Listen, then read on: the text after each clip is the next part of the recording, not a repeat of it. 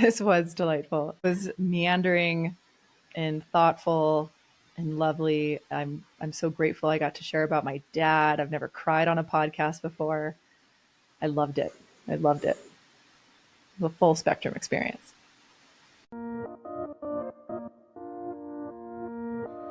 This is the Inner Landscape Travel Agency. Let's saunter across the psyche through creativity, self-discovery, and the sacred. If you're curious, playful, and seeking, welcome.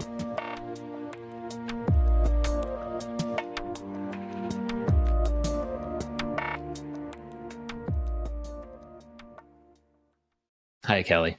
Thank you for joining for a conversational portrait. Shortly after I rejoined Twitter as a lurker, the algorithm recommended your tweets, and there I found something rare.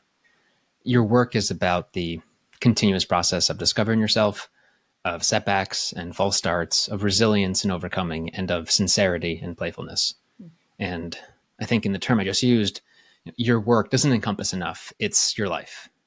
Your life is a work of art, and it's filled with daring and tinkering and finding the like-spirited others and similars, of co-creating with them in an interplay of curious, quirky folk embracing and supporting each other. Thank you for modeling that and for staying dedicated to the most challenging task of all, to be yourself. I'm glad to get to know the person behind the wandering and the wondering. Welcome, Kelly Wilde-Miller. Wow. Thank you so much, Mick. I'm curious if you're available to do my website copy, because that was stellar. Would you write my about page for me? If we think about going inward and exploring our own inner landscapes, it requires literal and figurative silence. In your life, where do you find that? I find it every day in small pockets. And then I find it throughout the year in bigger chunks of time. So on the daily, silence, the first moment of waking up, the moments before going to sleep are very private, quiet, solitude times for me, even though I'm physically right next to my husband and my dog. Those are times where I really get to go inward and be with myself, be with my day, be with my intentions, my vision for my life, my emotions, my vibrations. And then I meditate every day. I make sure to sit in nature every day. I make sure I have pretty decent boundaries around my technology. And so whether it's even just hiking my dog and just being out in nature, I view those as my own types of meditative cathedrals. And then throughout the year, the last couple of years, I've averaged one 10-day silent meditation retreat a year for about 4 years.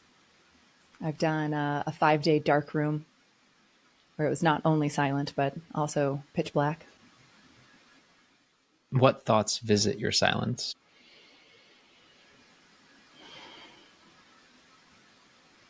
If I answered this question even just a year ago, my answer would be so different.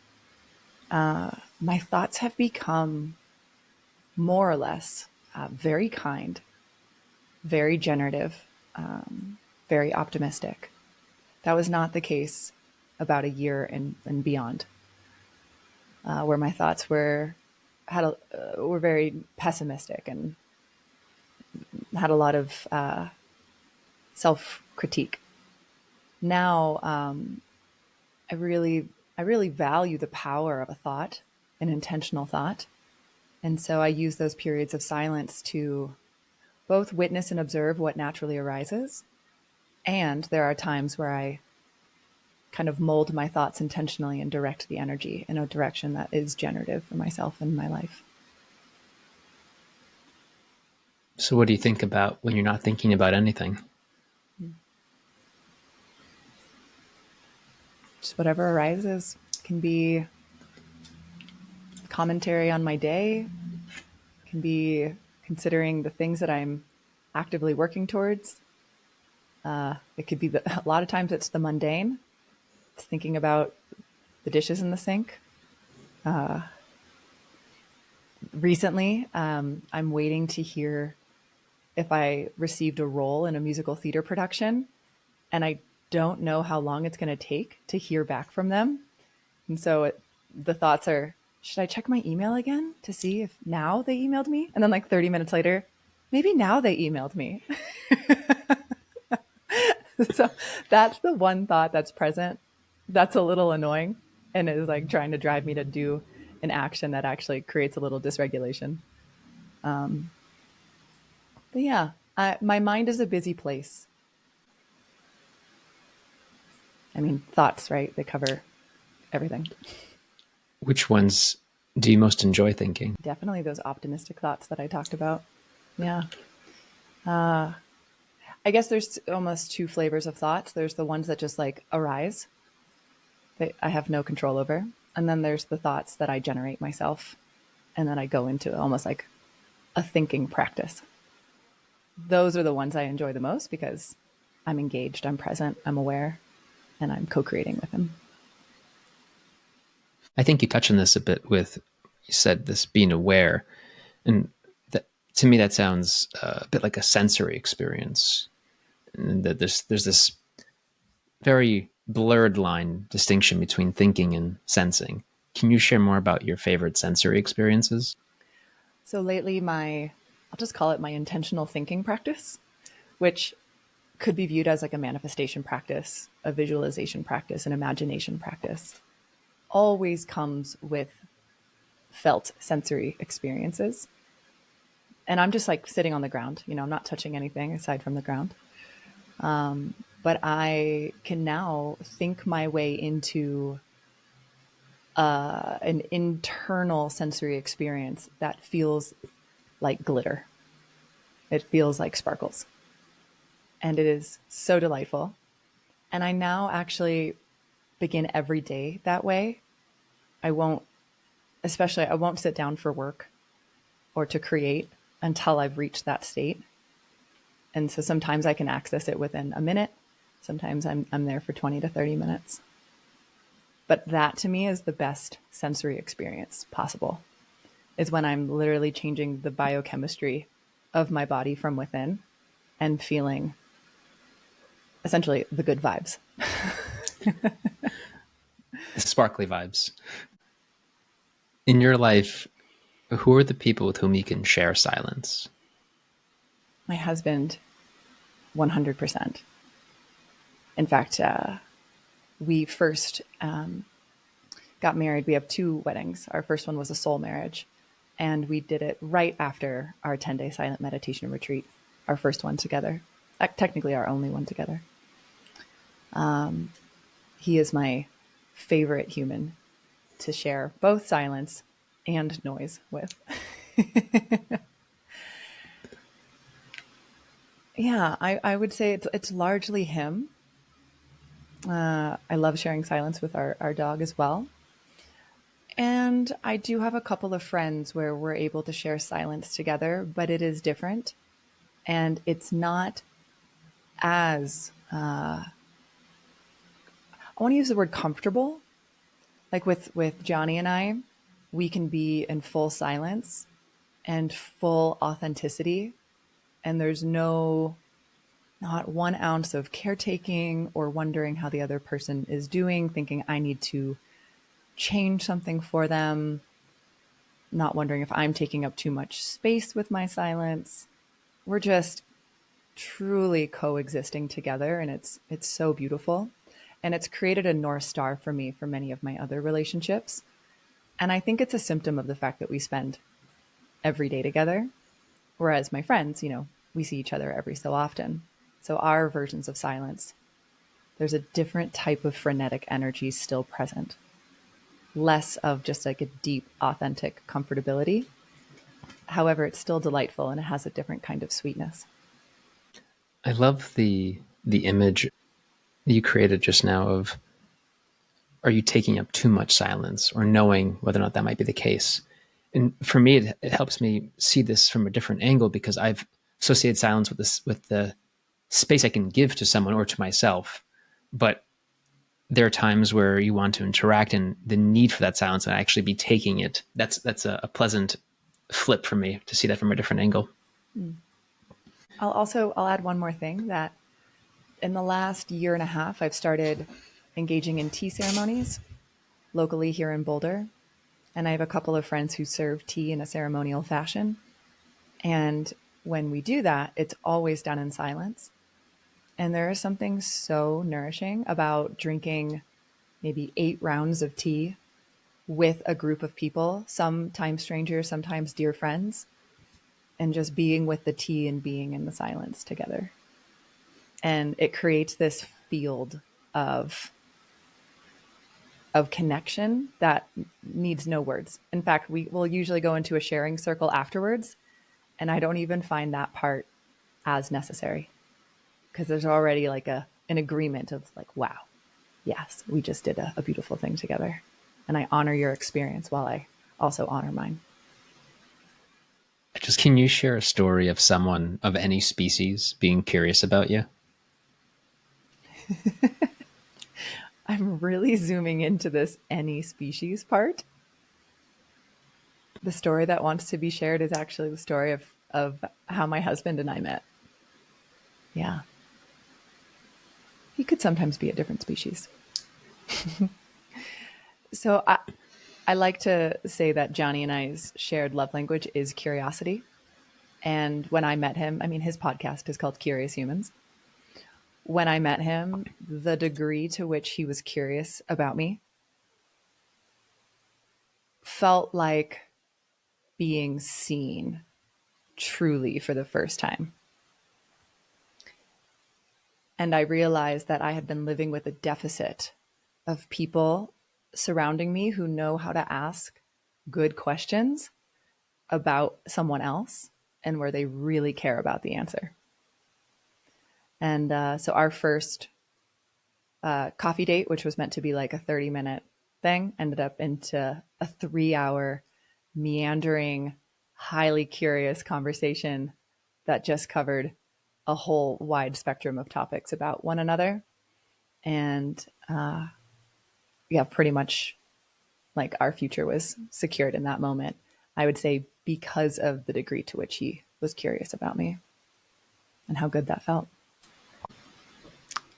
I think we're going to touch on the topic of being seen, and I also imagine we'll be revisiting this question from many perspectives too, about there's something fascinating of being in a space with someone, virtually otherwise, and looking at the same thing, exploring something similar, but knowing that we're experiencing it somewhat differently, maybe even completely differently.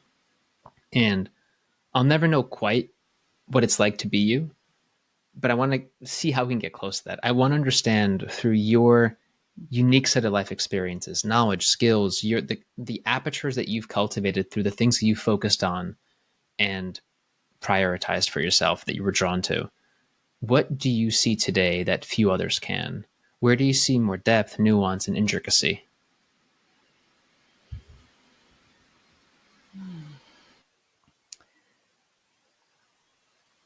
I have one of these brains where when I start to see things and I start to see patterns, I create frameworks to better understand and to go deeper. And a couple of years ago, sometime in 2020 during the pandemic, in many ways, I believe I sort of channeled this, like the writing came through so intensely and so quickly without filter that, those kind of moments that writers crave and wait for.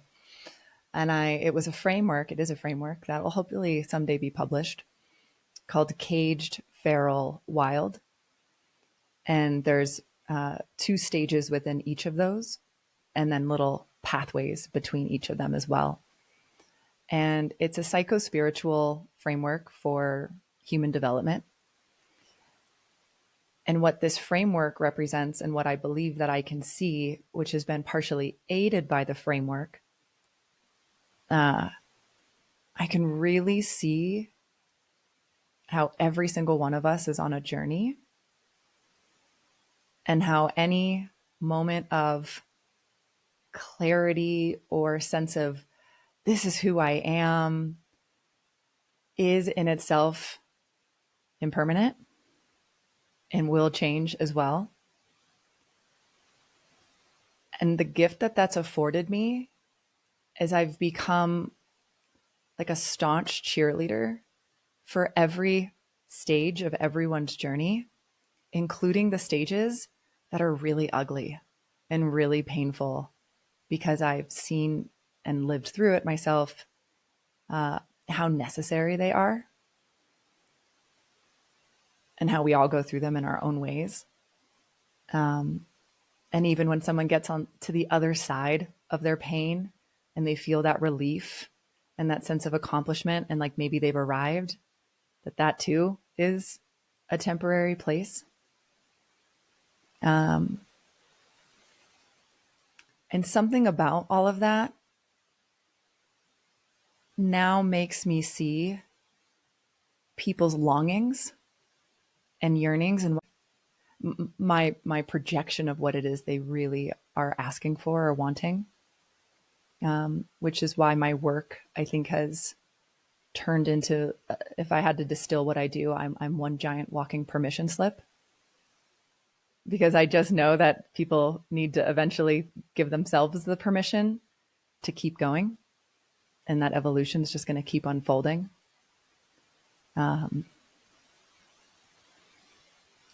And I do have an ability to see what stops someone from that forward movement. Or at least I can see that they are stuck, and then can ask some questions to help them unstick themselves. And there's something here around like cycles, which I know we'll touch on, of kind of just like we are in this continuous, like evolving, spiralic, cyclic existence. Can you talk about your journey from the timeless earthling to a contemporary socialized human to a rewilded version of that? So it's like from cage to pharaoh to intentionally rewild. Well, we start wild. My definition of wild is very generative. It's very healthy. It's as necessary as unpolluted oceans and wilderness. It's just the earth is wild. I believe that we are all just as wild as the rest of earth, and that we too, or we have been domesticated in many ways. And we see that in how we're domesticating the natural world as well. But we start wild. We come in as these wild, fully seamless beings connected to our divine selves. And then we go through a caging process. And it's necessary. It is absolutely necessary, even though it's unfortunate. I think the degree to which we get caged is, we can be caged to greater or lesser extents. My early caging, it all happens for a lot of reasons, but my life journey is very much around self-expression and feeling fully safe in this world to be fully myself. And so my flavor of caging was I started to feel unsafe being myself, which was a symptom of my family, of the schooling system, of not having developed an early sense of empowerment. I'd say I didn't really land in my own self-empowerment until my early 30s. And then my feral stage, for me, the feral stage is breaking out of the cage. And just like a feral creature who's been in captivity for many years is going to behave erratically and irresponsibly and is going to be slightly reckless and dangerous. I had many years of that, but it was also me finding agency, discovering that I am here and that what I do matters. There are consequences to what I do. It was generative for me to experience the negative consequences of what I do, to fully be here, to fully land here and take responsibility of fully being here. I think many of us are on a journey of actually coming into consent with incarnation. And once we fully consent to it, life becomes a lot better and we start to take responsibility. And so the wildness that I believe we're all moving towards is similar to Bill Plotkin's with his psychospiritual journey of human maturation, where we take, in his words, we take our rightful place in our eco niche so that we actually have a role to play in the wider ecosystem of humanity and of Earth together. And we fully inhabit the eco niche we came here to express. And so my flavor of wildness is we actually have a ton of responsibility to support others, to support the earth, and we go through a full initiation into leadership. In fact, the last trail I talked about, there's trails between the stages, is the trail of leadership. And I'm somewhere in my, I think, early wild, still tendrils of late feral, and different arenas of life. You know, I kind of came out of the cage early in some areas and have been working on others. And learning how to step into my generative adulthood, true adulthood, as Bill would say. When did you first feel as if your sense of self was coalescing and that you intuited the path you were on? I think you alluded to something in your early 30s, but was there something before then? Oh, yeah.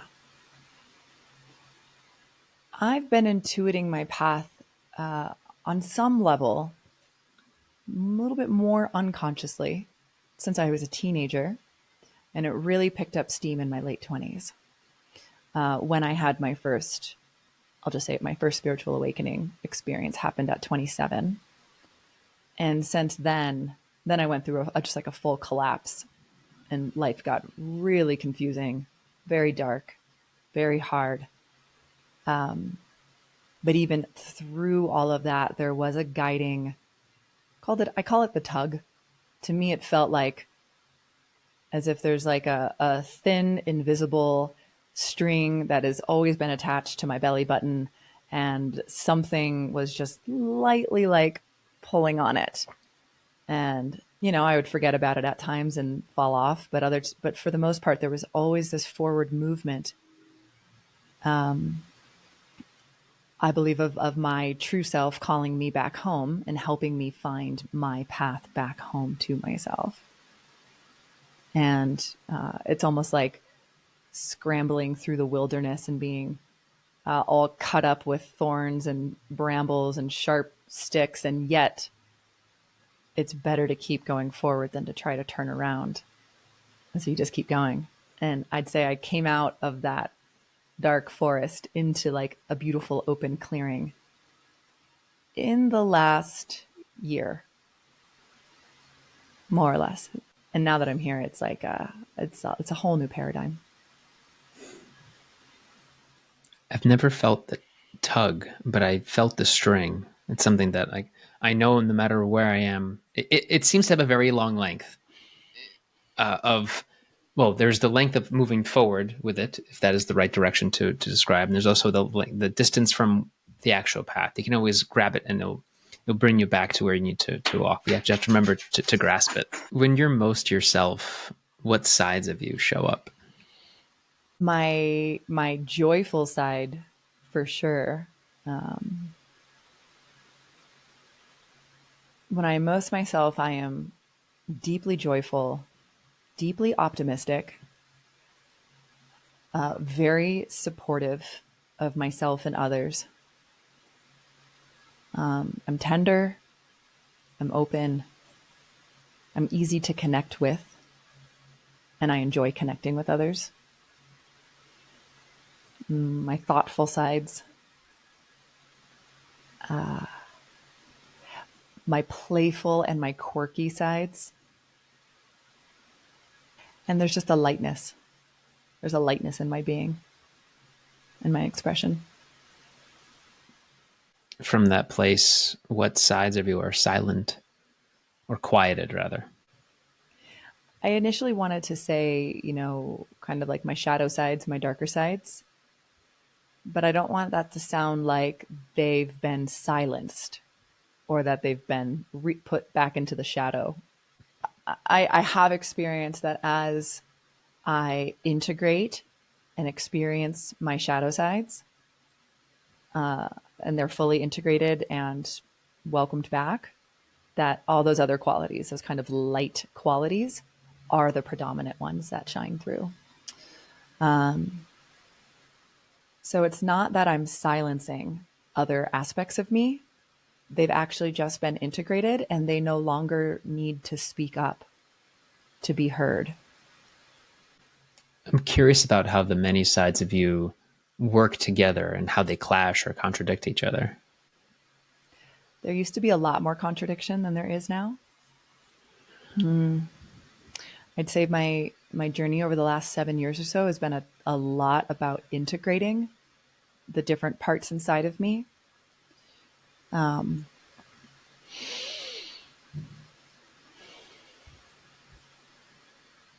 like to imagine that there is a really giant round table inside of me, and that every part who gets discovered, there's a chair that gets created for them, and they all get welcomed to this big table.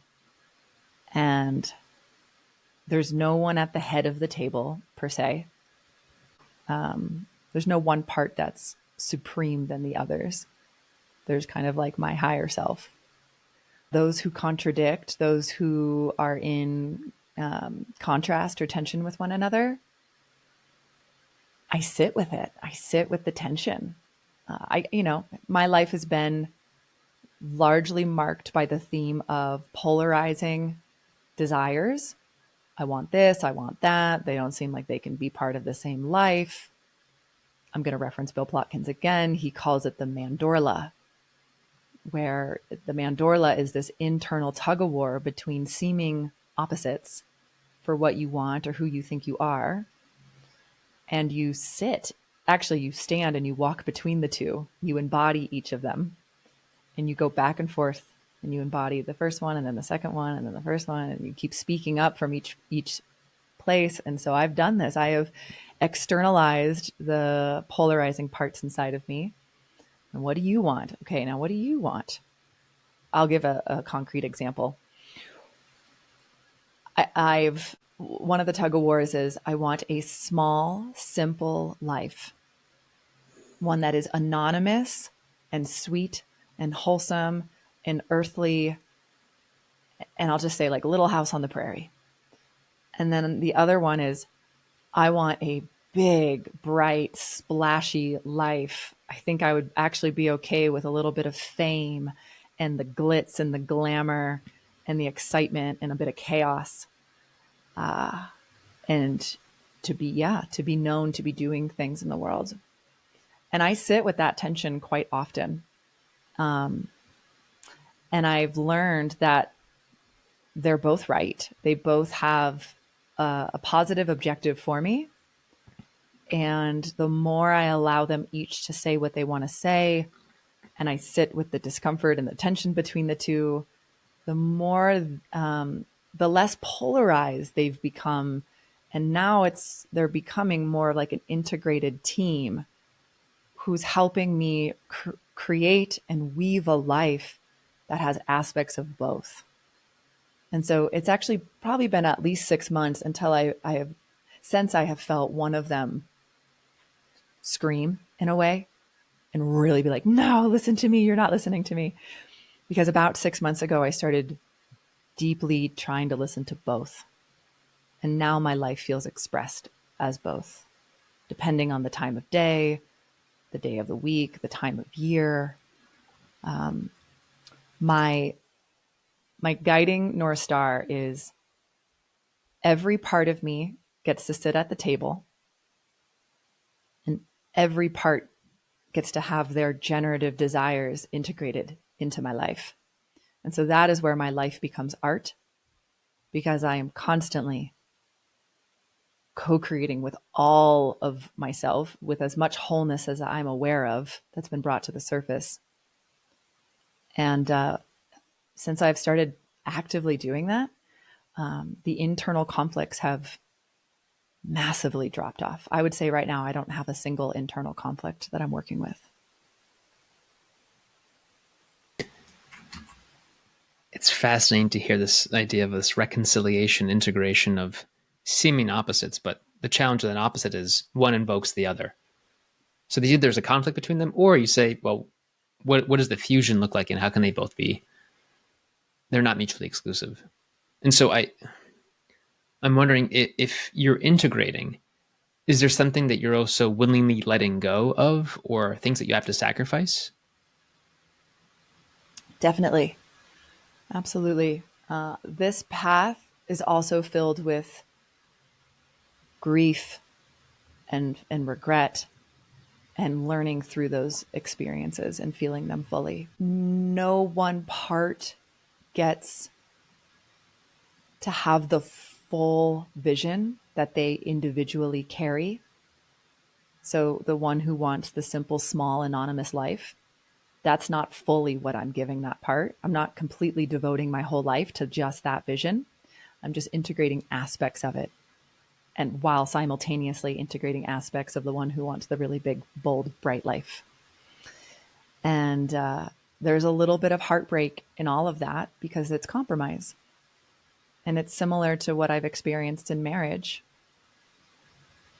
Compromise is necessary. And for me, I have to feel through the grief and the heartbreak for the maybe 20% or 50% of what I wanted doesn't get to be fully expressed, at least right now. Yeah. Where do you find the strength for this, to wrestle with yourself, with these sides, to integrate them, to sacrifice, to let go? I don't see another way. The other way is suppression of desire, of yearning, is or indulging just one, going like hedonistically into one direction and living in an imbalanced life. And I've done that. Oh, don't get me wrong. Like I've gone through other iterations of this. And I try, the way, I try to stay in the middle path and not swing to the extremes. I've felt what the extremes are like. They are destructive. They can be very fun and intoxicating for a while, but they are on some level quite destructive. And so I try to stay in the middle path of who I am, which is like, I've never thought about this before, but it is like a tightrope walk. However, the more parts of who I am that I weave into this of the rope itself, like maybe the thicker and the wider that rope gets, so the easier it gets to walk upon all of them. I like that. Then it's just the proper bridge of many fibers. Yeah. What's something that you intuitively know it, but you haven't yet been able to incorporate it? You ought to do it. The thing I know I ought to do, and I am not courageous enough to do it, is speak candidly with my mother.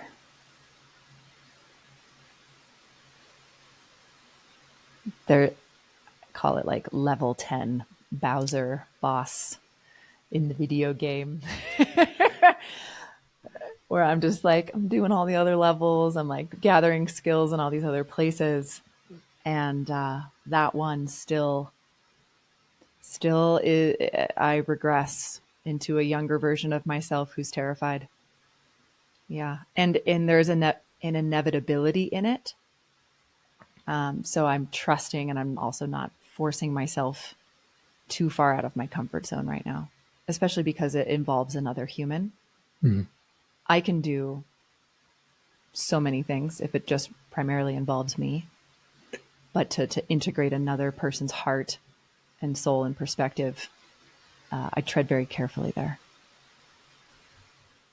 If you're open to my asking, one of the things that came up for me when you mentioned that was the idea of, well, the only way out is through, but also at some point you're just not ready for that boss, and you have to grind somewhere. And sometimes you're just, I know sometimes I'm just grinding in a spot that doesn't really help me with where I want to get. It's just kind of fun there. And sometimes it's the actual quest that I know I have to go on. What do you think you'll look like when you're ready? I think I'll be a mother when I'm ready. Not that I'm going to use my children as the excuse, but I believe the mama bear courage and sense of clarity will arise by becoming a mother myself. And there's an identity shift there where I go from primarily being someone's daughter to now being someone's mother. I believe will help me relate to my mother on a different level. And I've already experienced her respecting me more after I became a wife. And so there's a gradual softening happening based on my life stage that will actually, I think, just make it more of a lovely encounter, a more of two women mutually respecting and encountering one another as grown, mature women. Versus now, there's still a little bit of energy that comes towards me of, you're my little girl. But once I'm a mom, you know, that's going to be upgraded, that perspective. And also, right now, the boundaries I have with my mother are more or less good for just our relationship with the two of us. So actually, there is quite a bit of harmony right now. And I know that when there are grandchildren in the picture, things are going to change and the boundaries are going to need to be more explicit. And that is where the conversation will really come in. And on some level, I just wish that I was courageous enough to bring it up now. And it takes two to tango.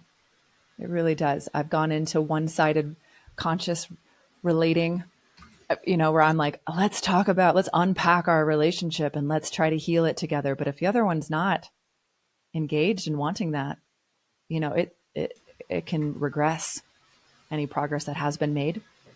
So I'm patient. Life brings me the next thing I'm here to heal and alchemize and step up to the plate for. And that one is not knocking on my door quite yet. You mentioned something around how she will see you differently because your identity will have shifted.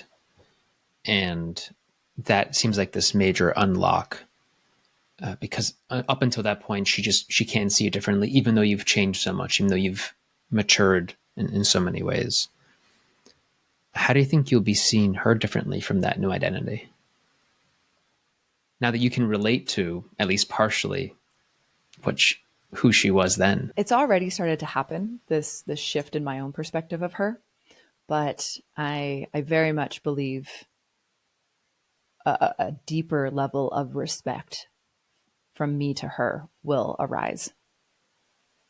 Of like, wow, especially because she was divorced when I was 5 and was a predominantly single mother. And I do not foresee that being part of my life. And so having a much more visceral experience of what it is like to raise children, and then being able to hypothesize, what would this be like if I was totally on my own? Wow. Like, I'm already starting to see more of her strength and her courage and how she did the best she could with the hand that she was dealt. And so part of speaking more candidly is also a more candid acknowledgement of gratitude. I see you more deeply now. And even apologizing on my side for, sorry, it took me so long to see you. And I would like to be seen too. That's what we all want.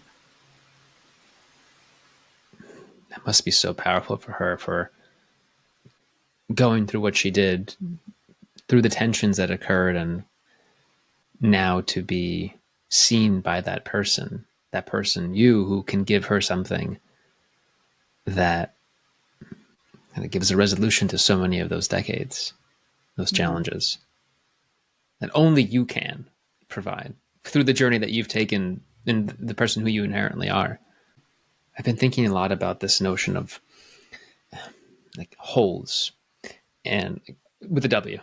And although I realize it drew a circle, so wholes with the W, whole, and being whole, and how the relationship within a family was part of that whole. So like the things that happen to this person affect this person, and therefore over the years, and it feels so self-evident. And yet when I started first trying to define this concept, it felt like that makes so much sense. Viewing the family as a broader unit, and the relationships within that family as the ones that all affect each other. It's this like little mini universe that affect each other.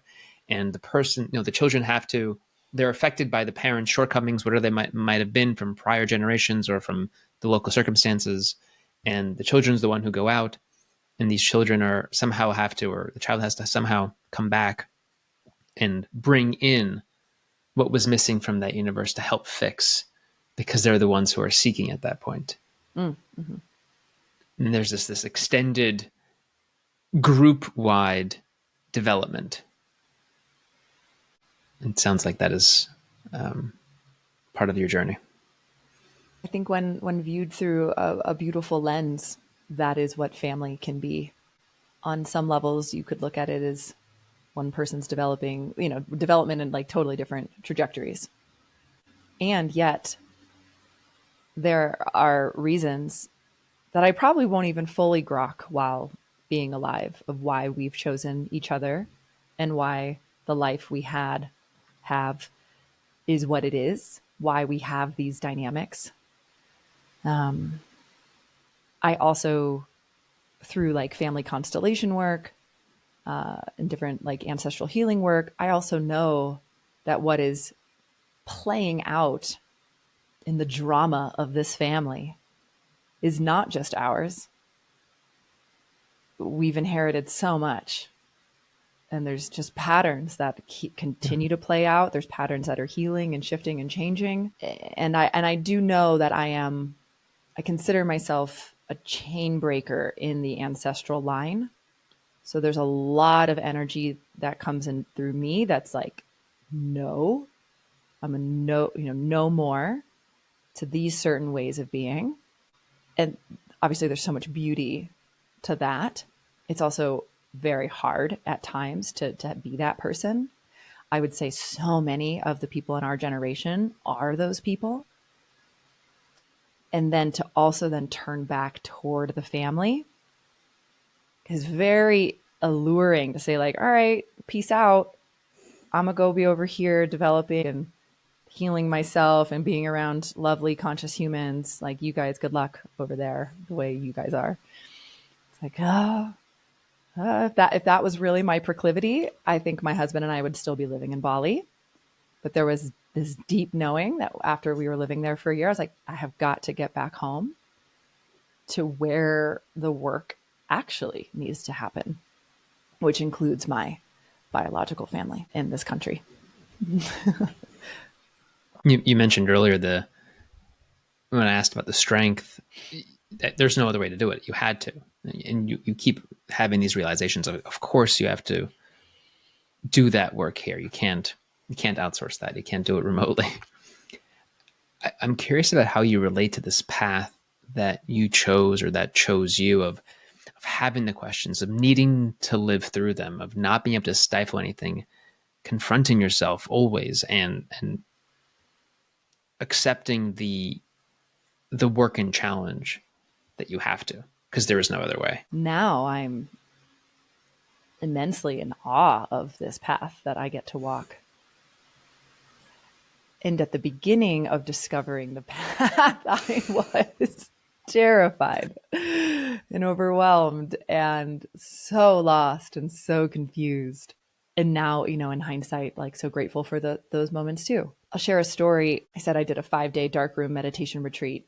So the 10-day meditation retreat that my husband and I did, we got engaged on the last day of that retreat. He went into the darkroom for 10 days. I went into the darkroom for 5. It's a tiny room, not 1 ounce of light.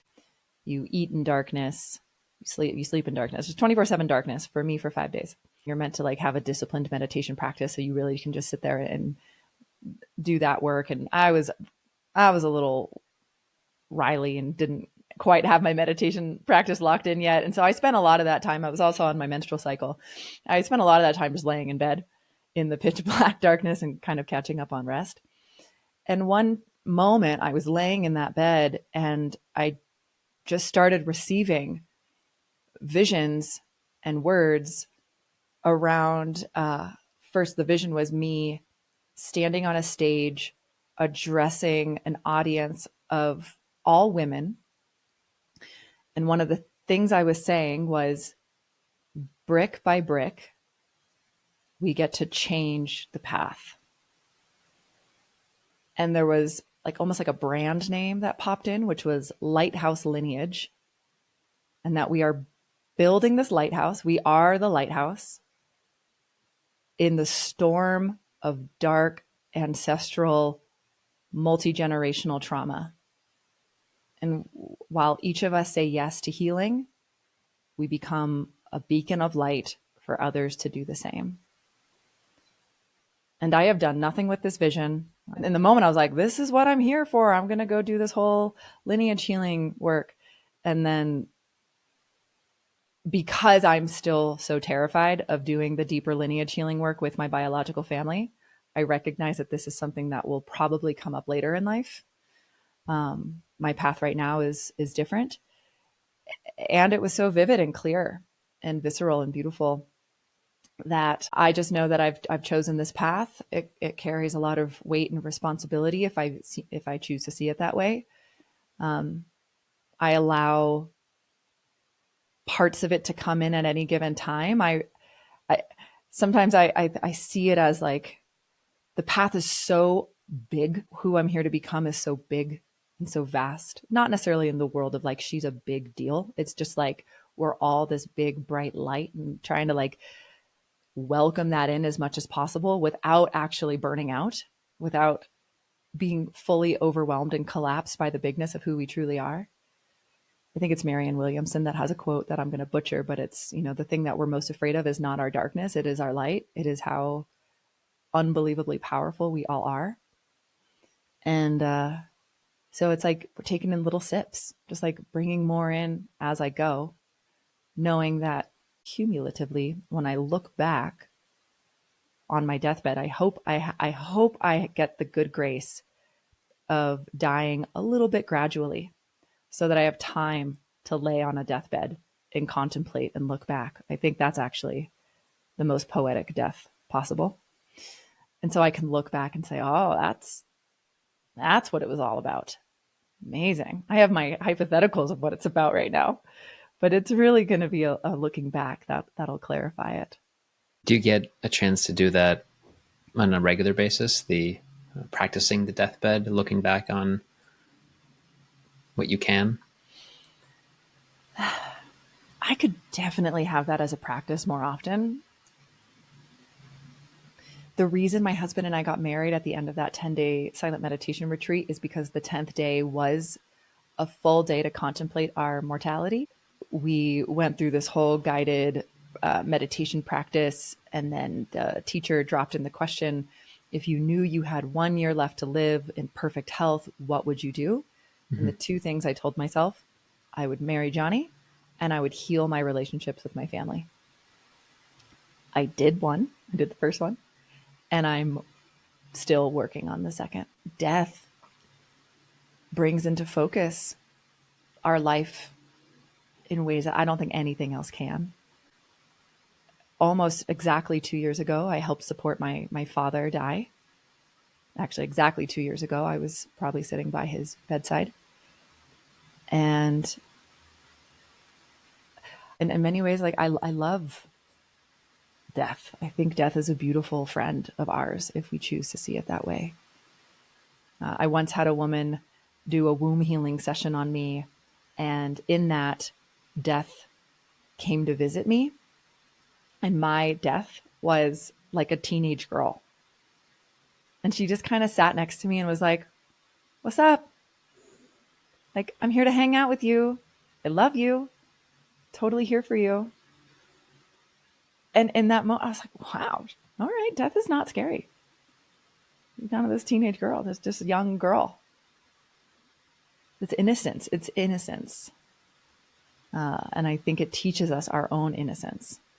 Can you share more about living through death? You know, a lot of other people have lived through a lot more death than I have. I've really only lost one dear person and a few animals.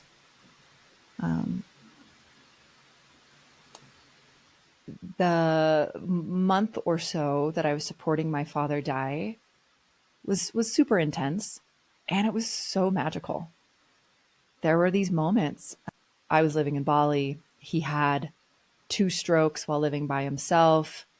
Didn't answer his phone in a reasonable amount of time. My mother and I, she called the police to make them check in on him. They looked through the window, saw him unconscious on the bed, broken through the door, took him to the hospital. I got on the fastest flight I could back from Bali because I was his power of attorney and his medical directive. At the hospital, the doctors and everybody were advocating for recovery because it was technically just 2 strokes.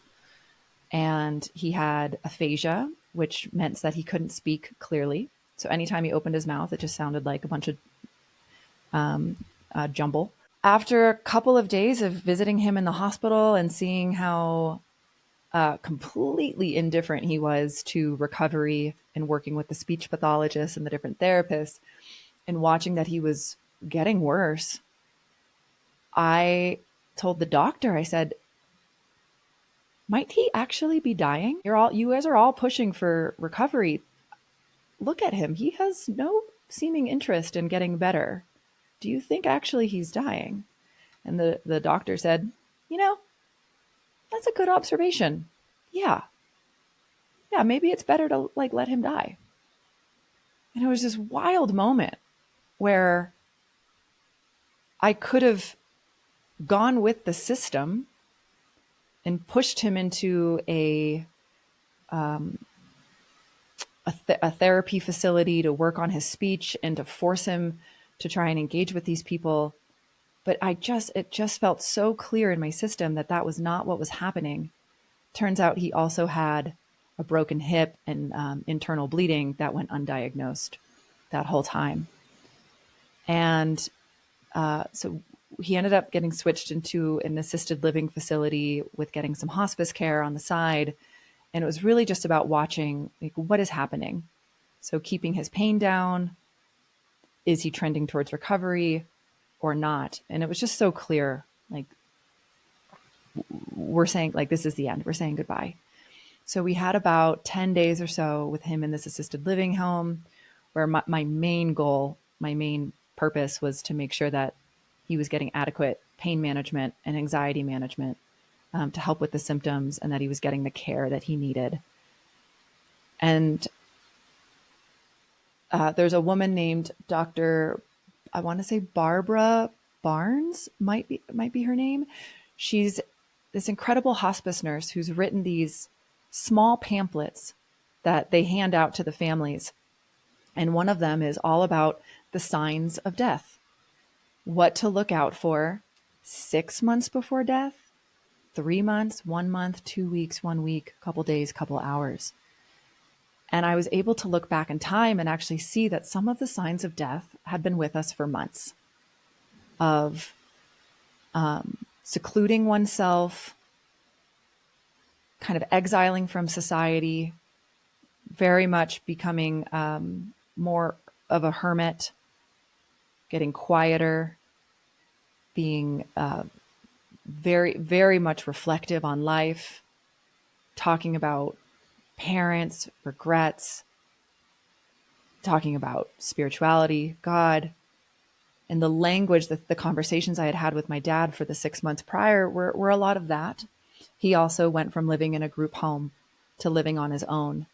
And this all happened within 4 months of him moving out on his own. And they say that's quite common. Once someone extricates themselves from society, like the death process can happen a lot faster. And this other hospice nurse who was working on site, and she got to visit him once or twice. She'd been in the industry for probably 30 years, and she pulls me aside and goes, I want you to know that none of this is actually under your control. You are here to love him and support him as best as you can, but he is choosing all of this. He's choosing how he goes, when he goes, what experience he has while he's going.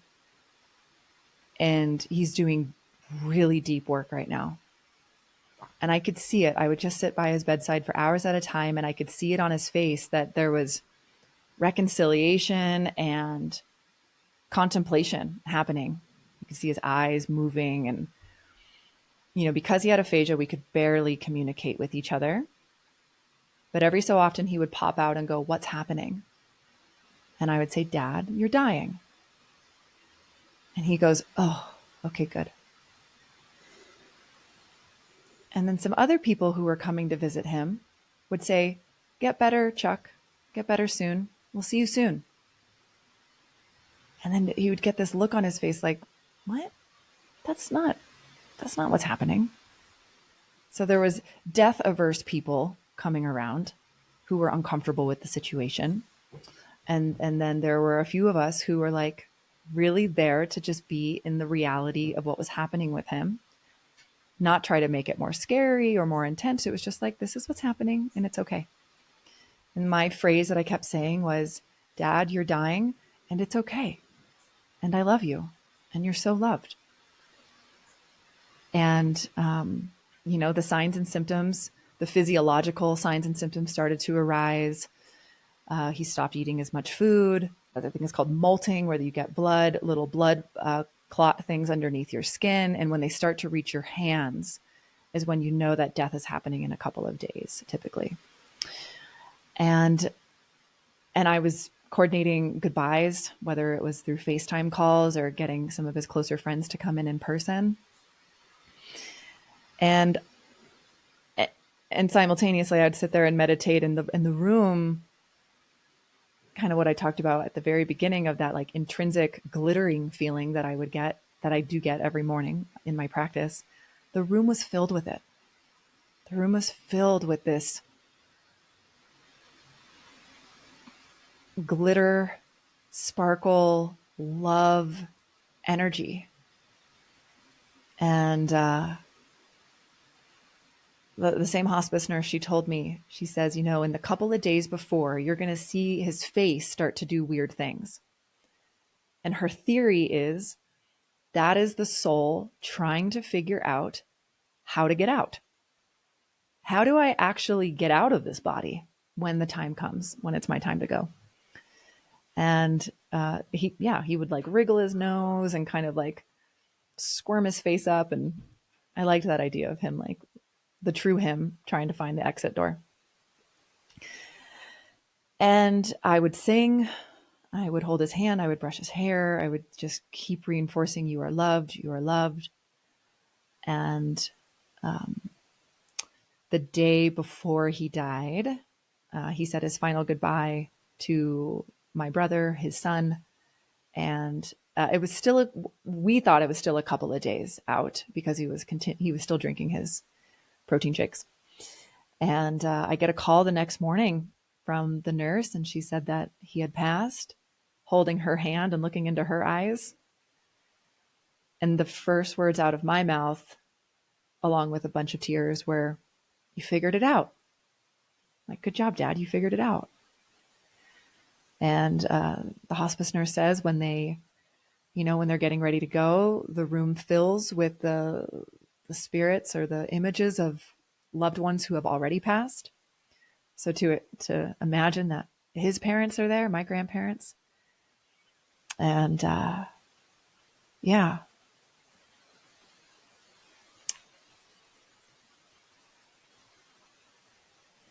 it was such a gift.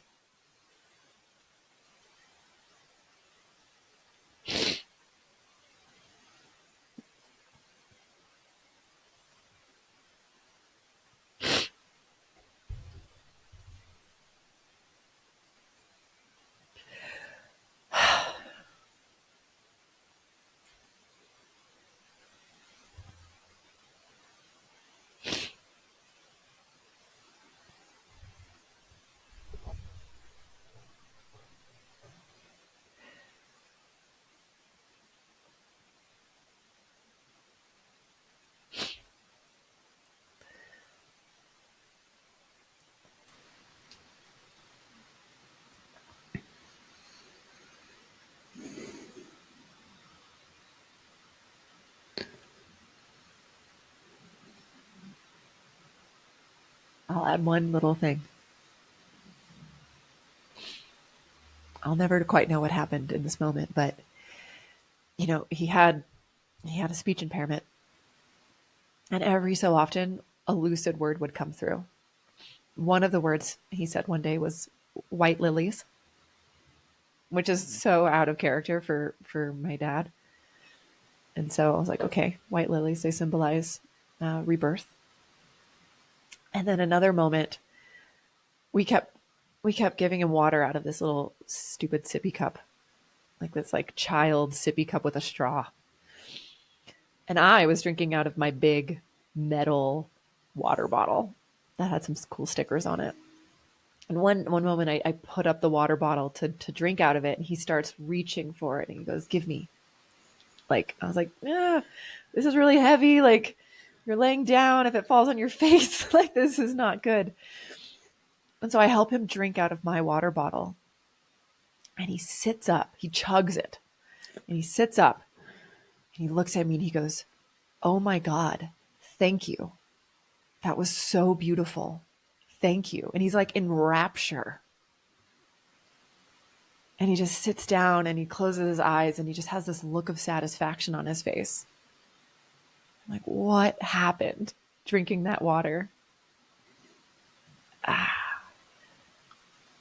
And so there's just these moments that this is why I want the gift of dying gradually. I don't think I want years of like a chronic disease, but I would like the opportunity to lay in a bed and be with myself and be with the reflection of my life and say goodbye gradually. Because I just watched beauty unfold and so much peace come over this man who went to rehab at age 70 for a life of wine addiction. And for him to just, there was just like an angelic essence about him. So yeah, it was a gift to be able to witness him in that state.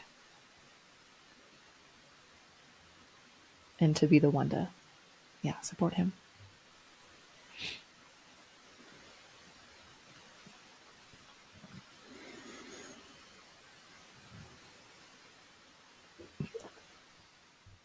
Thank you for sharing that. That was, I had never seen a photo of your father, and so the images that came up for me,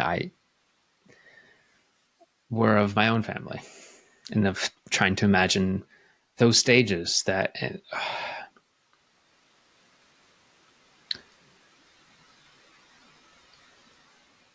and simultaneously hearing you recall this, these days, these weeks of being around him in the way that accepted what was happening, and I think I imagined through that giving him the comfort he needed, the alignment, the congruency that what he was experiencing was real, and you were there with him for that.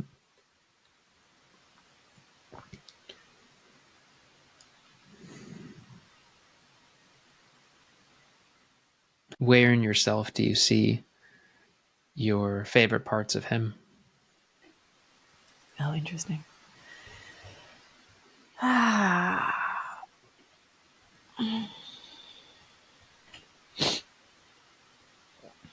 One of my dad's best qualities was his curiosity. I would say he's the only other person in my family who's curious, even though he was judgmental of other people at times. I never felt judgment toward me. That made him an incredibly safe space, the only safe space in my family when I started going through kind of my soul descent, if you will, in my late 20s and feeling a lot of fear, reconciling with all the ways that I was not a good person and not behaving in good ways. And because he went to rehab at 70, kind of not totally by choice, he did fully own it. He owned that process and he went through it and he joined AA and he stuck with that until the very end. And I think the qualities that we both share are that we're really willing to own up to our shit. It gives greater compassion for other people and their shit. One of the things I would like to embody more that he really demonstrated his whole life was how much he stayed in touch with his friends from every chapter of life. He was just a community kind of guy. You know, he was part of the Rotary. He would coordinate community events and that kind of thing. Read the newspaper to know what was going on in the community. Yeah, slightly of a different generation, but what's very special is that since he passed, I've been able to connect and befriend two of his childhood friends. And I don't think that would be possible if he hadn't stayed in touch on some level with those two gentlemen. And so just last month, or 2 months ago in May, I had lunch with two men who grew up in the same town as him and could tell me all of these stories about who he was as a middle schooler, as a high schooler, what his parents were like. I didn't get to meet my grandparents. And so I was hearing more about, especially his dad, got to learn more about that, their home, what kind of shenanigans they would all get up to. They were all super into cars. My dad was a Chevy man through and through his whole life. Even worked for Chevy at one point. And it's just been such a gift to be able to reflect on his life with these other guys. And that would not be an option for me because I am not still in connection with a lot of my past friends. Keeping and maintaining friendships is hard for me, especially after, 5, 6, 7 years. So that's something that I really admire about him. You mentioned that some of the work you're doing is around interrupting the intergenerational stuff. What are you most excited to introduce to your future kids about their grandfather? Oh, wow. What a beautiful question. Oh, I'm probably just going to cry.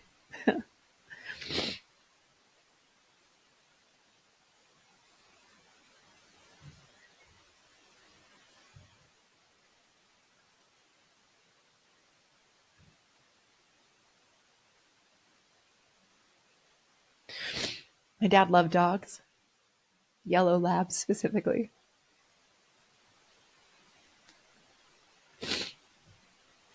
And we love dogs. We have one. Sometimes I think my dog is my dad reincarnated They make the same facial expressions.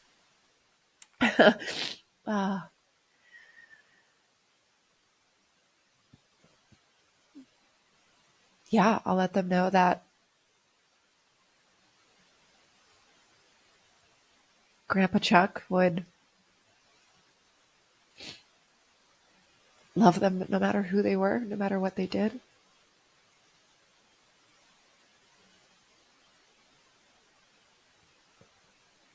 And he would want the best for them.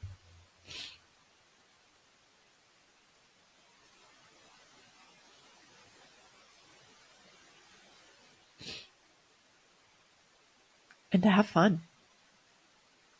Yeah, my dad was his own form of rebel. He would encourage that on some level.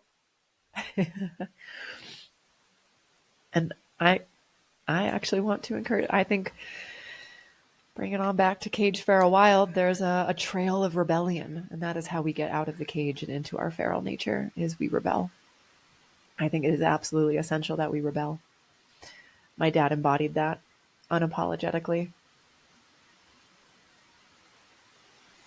And so I want my kids to, no matter how well Johnny and I do raising them, they have to push against something. So I'll let them know some of the ways that their grandpa rebelled.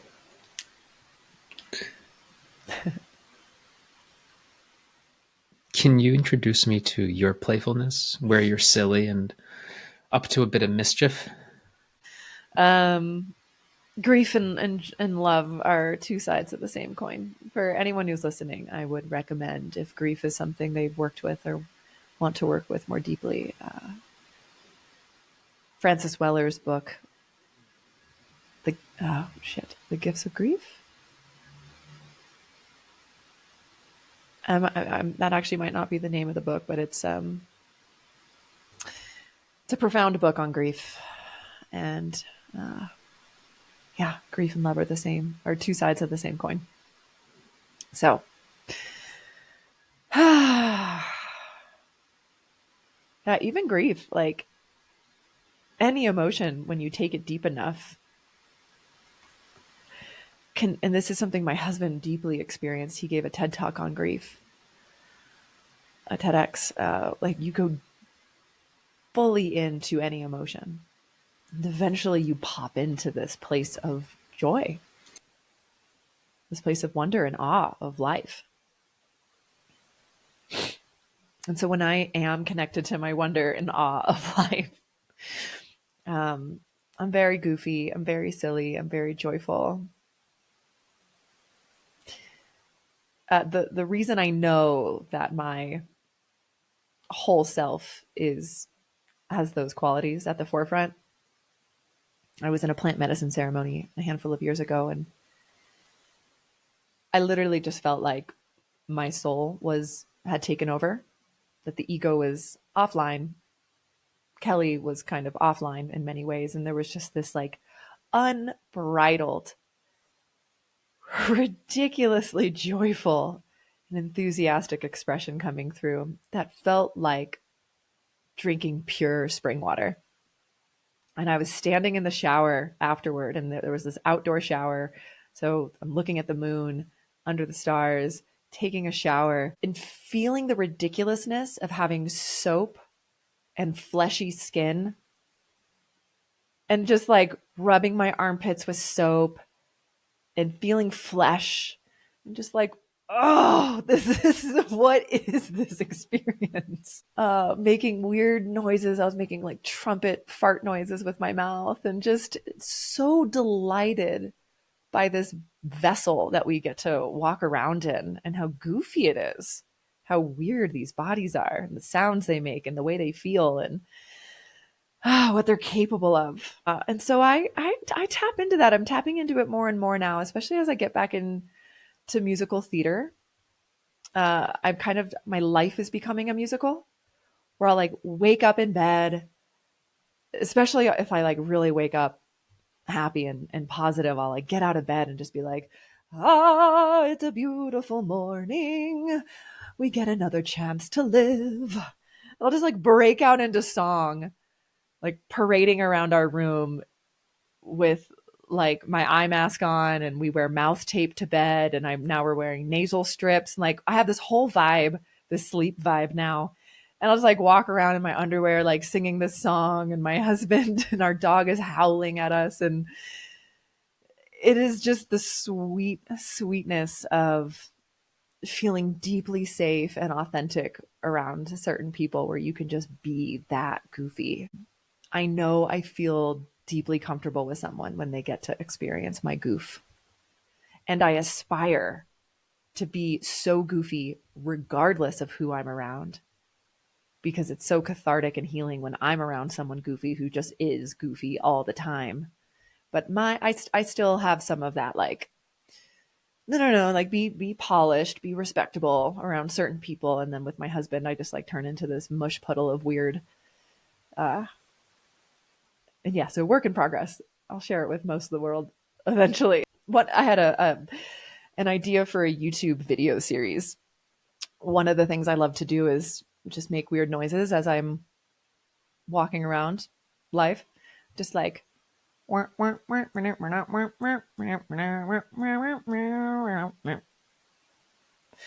was doing it in the grocery store one day, kind of under my breath. I was like, I would love to have like a POV video of what I am witnessing in like just me going about my life with this background audio of me just like, you're probably not even seeing my face. It's just like, what am I seeing?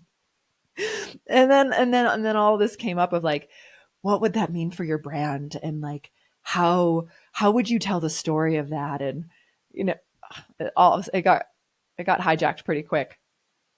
The idea is still there. And there are moments where I'm just like deeply in my goof, where it's like, yeah, that is the most profound content I could probably make, to be honest.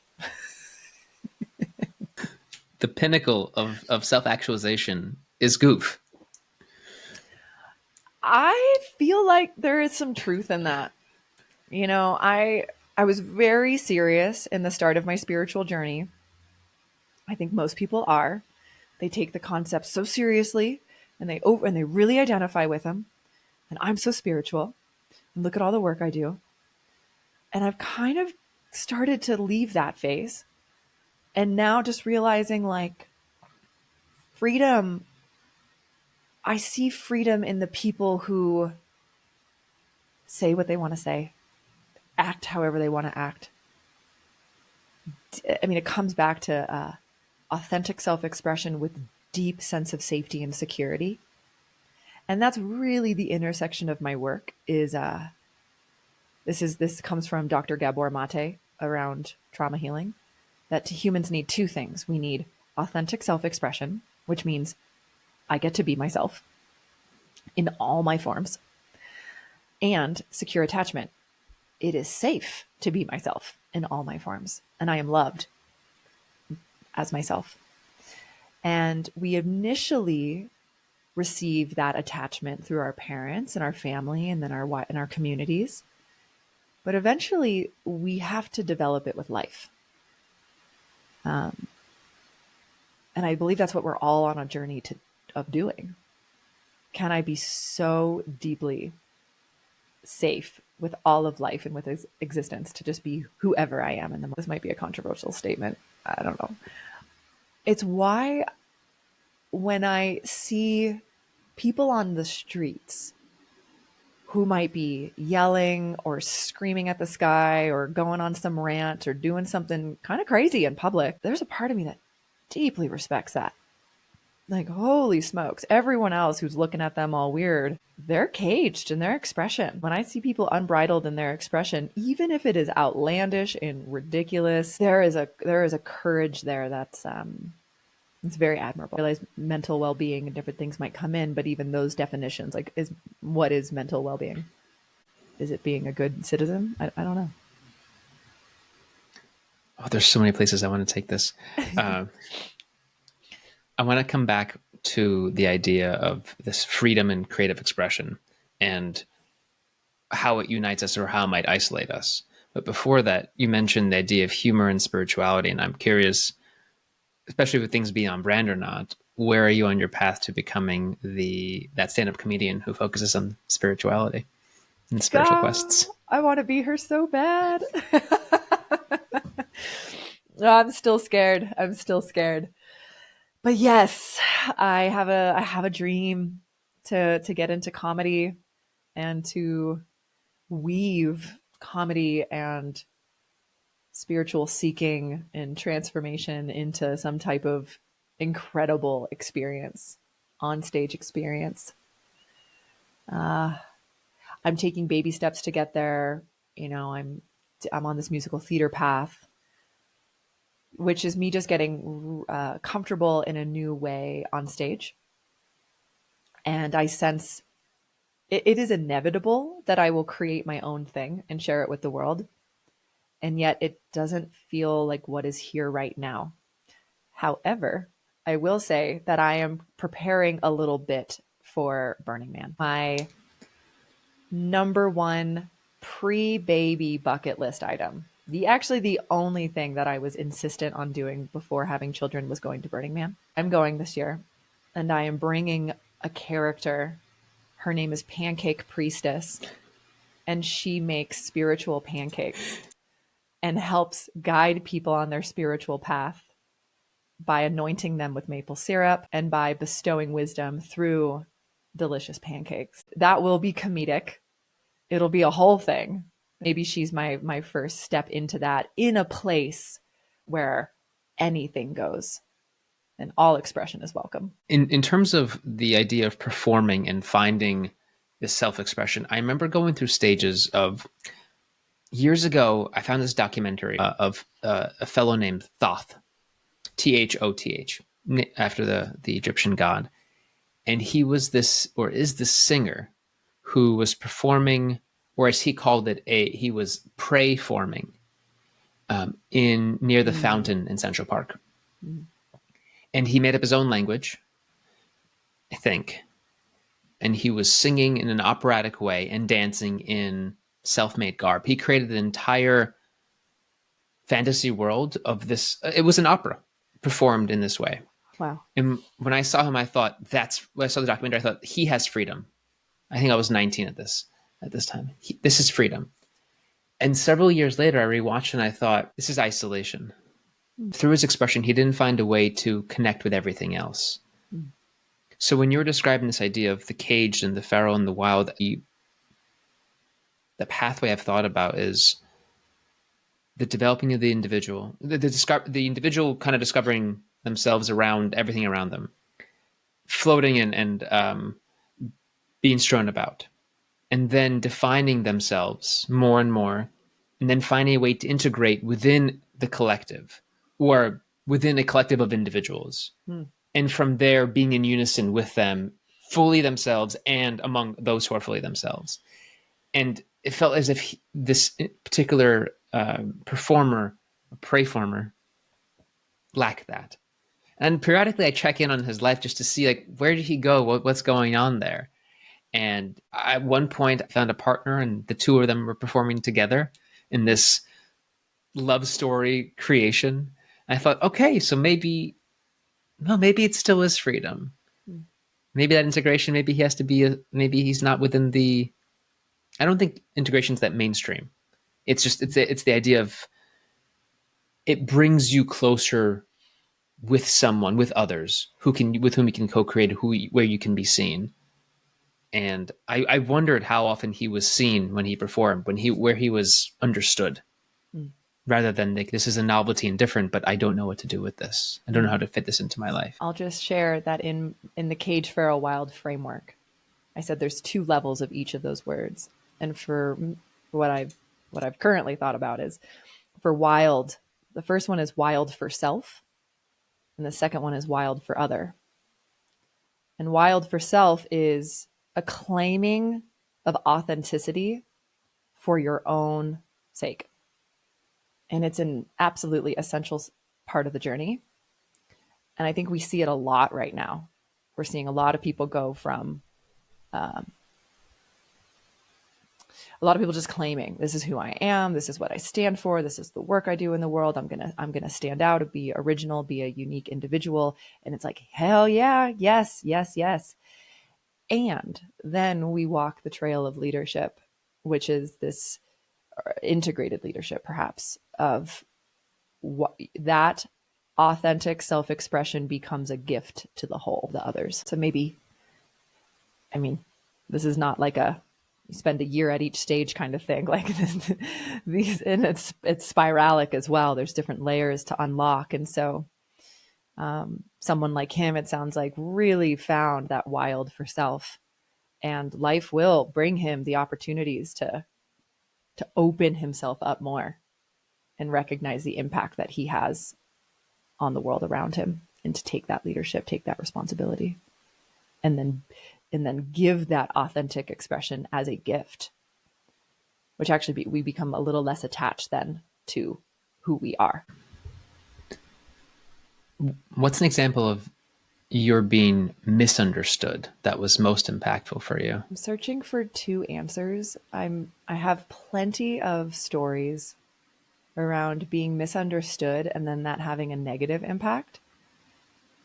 I'm also curious, and I'm looking for a story of being misunderstood and that having a positive impact. So there is just a pattern that's been in my life of me wanting to express myself in some way, and then that expression being made wrong, being misunderstood in what I am expressing and what I'm experiencing.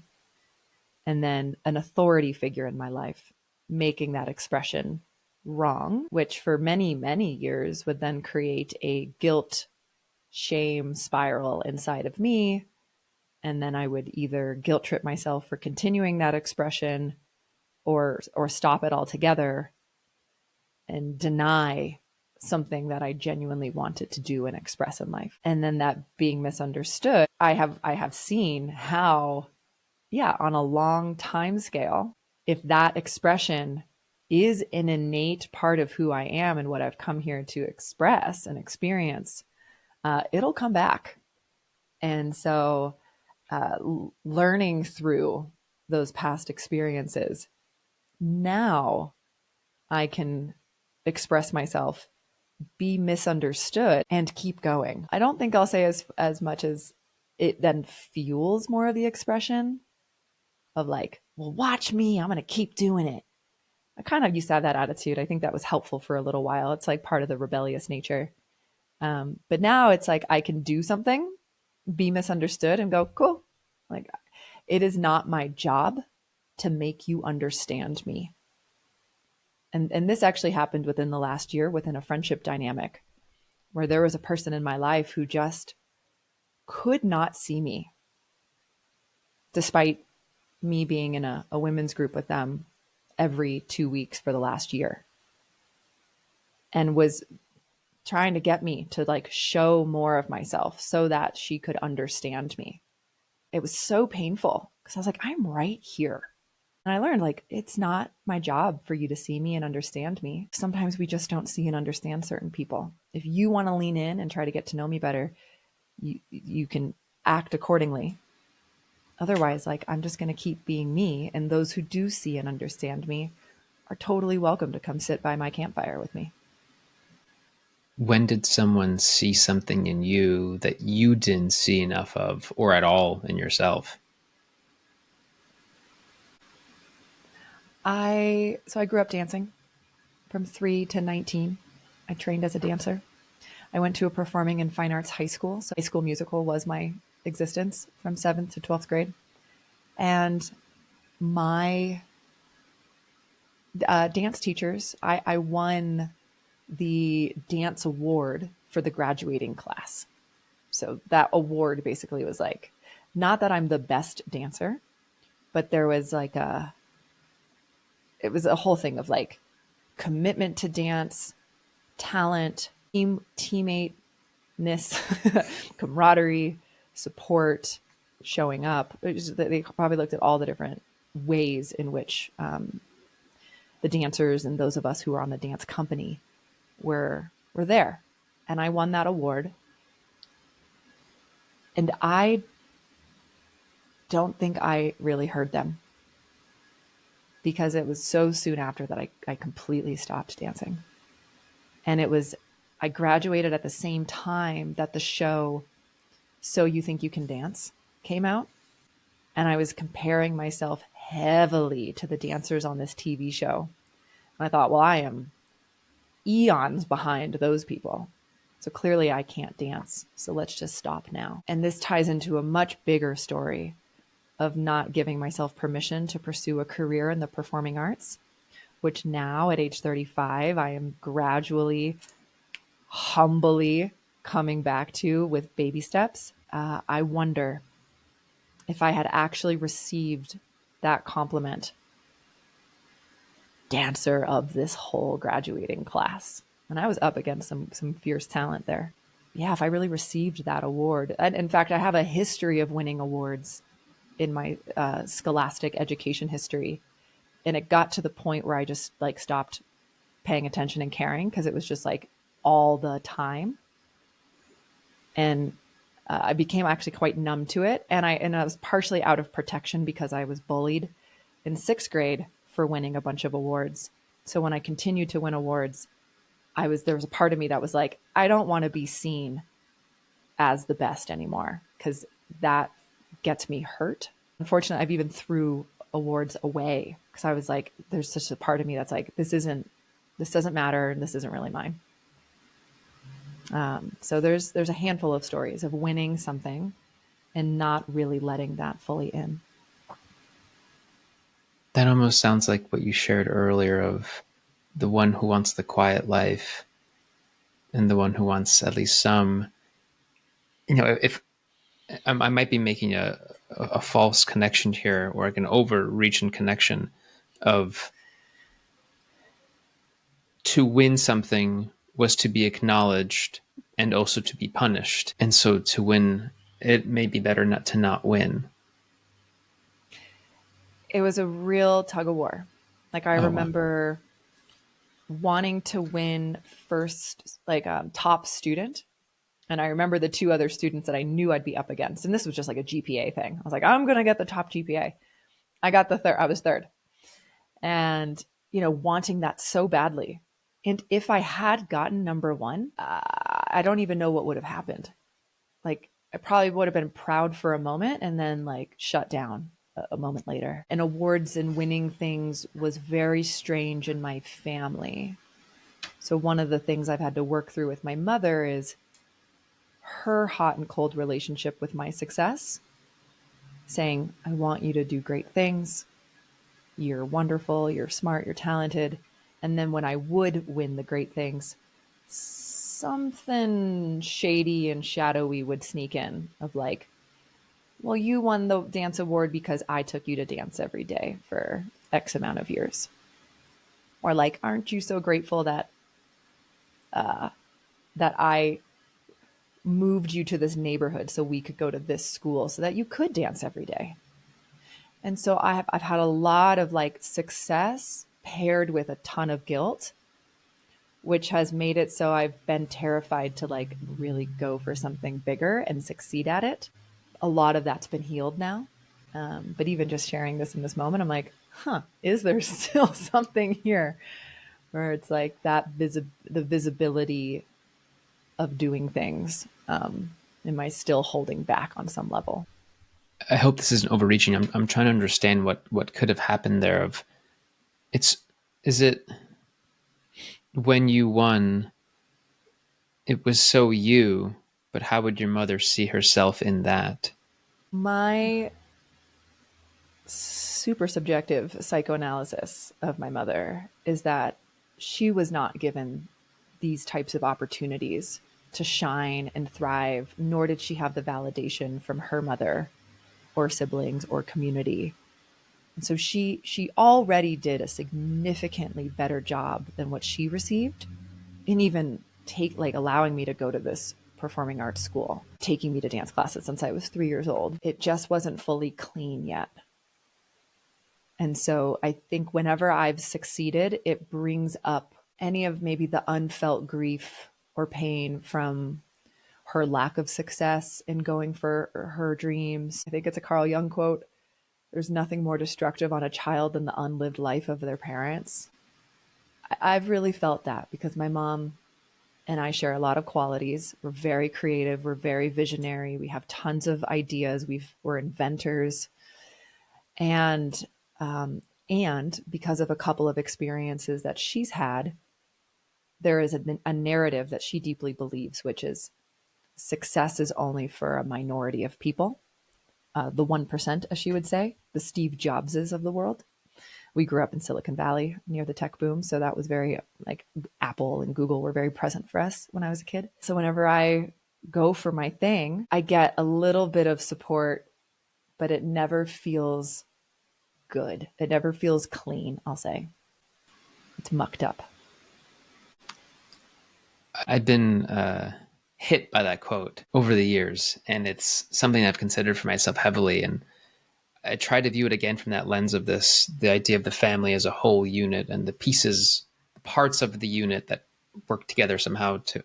And I've wondered if maybe this is an angle you've considered as well, of the unlived life of the parent in you living expressed itself in you, and it created some bit of a vacuum, and also an even stronger need to live multiple lives, so that you may perhaps bring that back and show, look, this is, you may not have, but look what you created that I was able to do. Ultimately, just want my life to be an example of what's possible. I know that I experienced the mother and the house and the upbringing and the drama and the chaos that I have on some level to cultivate a resilience for walking my own path. And like I talked about, the tug got stronger and stronger, and it pulled me through and it carried me through all of these unsupportive moments in life. And it is going to prepare me to be a radically different type of mother who advocates fiercely for her children's dreams and their authentic expression. So that is where, the generational healing, like really every generation gets to change. And I know that my mom already did a huge amount of work in that direction from where she came from. It just still has more to go. And it has informed my work now of creative dysregulation and how the creative failures of our parents and grandparents and, even 7 generations back, but I'll just say parents for now because it's easier to wrap our head around. If our parents went for dreams or denied their dreams, if they went for it and failed and never picked themselves back up again and told stories about why they couldn't go back again, or parents that never went for anything, that's in us. That's our early role modeling for what is possible. So we have to go there and heal that and look at it and create sovereignty from our parents' successes and failures. Even the successes of a lot of people trying to live up to people who had successful parents, creatively successful parents, this crazy need to live up to them. It's like, no, you're living up to your own path. So it's both. We just really need to untether all around. Take what is good and generative and positive and supportive, and then completely get rid of the rest. I have a weird relationship with poetry now. I used to write a lot of poetry as a teenager. A lot. I wrote a poem, I think in the 10th grade, about the life cycle of a marshmallow that becomes a s'more. I vaguely remember getting not quite a standing ovation, but a lot of support from my class and the teacher. And I don't have it. And I would do anything to have that poem back because I have no idea what I said. But it was apparently very profound. Have you tried recreating it? I probably have some block of going back and trying to recreate a poem I've already once wrote. I don't feel very connected to marshmallows at this time. So maybe that's the thing, is I actually need to go camping and like deeply consider what a marshmallow's life cycle is like. Get some marshmallow root, like the powder, and make your own true original marshmallows. That's a cool idea. That sounds healthier too. I kind of forgot that I had written a bunch of poetry. And it only dawned on me, I remembered this like a month ago, that I was published in a poetry book as like a 16-year-old. I don't even remember what the poem was. And I don't think we ever purchased the book that the poem was published in. It was just kind of this like, no one really cared, I guess. I found some of my angsty poems around. It was like poems expressing how frustrated I was, which was really actually helpful because I can go back in time and remember myself being happy and but also being very confused. And I didn't do a lot of journaling or diary work. And so finding this one angsty poem, I was like, right, yes, it was hard. See these words? Who says this? And poetry only comes out of me from time to time. And the last time it shot out of me was after my vision quest with Animas Valley Institute at the end of May in 2021. And that was after 11 days in the wilderness, doing like deep soul wilderness work, dopamine receptors, everything was reset, like feeling so connected to myself and my essence and the people and the land around me that like it was just this like torrent. I couldn't stop it. But when I'm engaging just in my day-to-day life, poetry feels out of reach. You mentioned a very wide range of creative pursuits and accolades, and also many life paths lived, many lives lived. In those many paths, you've observed people at work where you looked at their lives and you emphatically knew you didn't want to be like them, and you quit those jobs. Where have you seen the lives that you've wanted to live? I'm going to preface this by saying that out of the people I know who look out into the world and see what else is possible and see other people role modeling ways that are possible and then look up to those people and try to learn from those people, I am not so much one of those people. So much about what I know about myself and how it is I want to live. A lot of it comes from within. It's just a knowing. That said, I have been emotionally moved by characters in movies who represent certain archetypal paths that resonate with me. I can give a couple examples. I have used the emotions of envy and jealousy as signposts of what it is that I truly want, as well as admiration and respect. But I can admire someone and respect them and want, no aspect of their life. So it's actually been kind of like through grief, regret, longing, and envy that have taught me a lot about what I want, which is weird. I don't think that's a common answer from people. and just listening to that tug. With the questions you've asked, the lessons you've learned from these emotions and characters as emotions, or emotions as characters, Mm-hmm. your Like Inside Out. Yeah. Your sensitivities, struggles, creations. What responsibility do you feel you have as someone who sees and knows things in this way to others in terms of what you are uniquely able to give? I would love to know, first of all, how I can better support other people in feeling their inner pull, their inner tug, and cultivating the courage and the skills to listen and follow it. Ultimately, I know that what I needed, if I could go back in time and give young Kelly one thing, the one thing that would have changed, I'm pretty sure everything, is intrinsic self-empowerment. It took me to like early 30s to really feel self-empowered. Empowered young people who know who they are and that it is safe to be who they are go out into the world and do incredible things. Any human who finds that at any stage and any age They are incredible people. They do incredible things. I think it's a natural byproduct. So the younger we can have that, the better. And although the work I'm doing right now has flavors of it, I know that the real work I'm here to do has a lot more of it and will be addressed towards young people. I see myself working with youth eventually. I think that will be a natural byproduct of me becoming a mother and having more exposure to young people.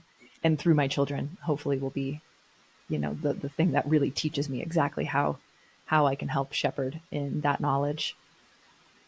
So that is a responsibility.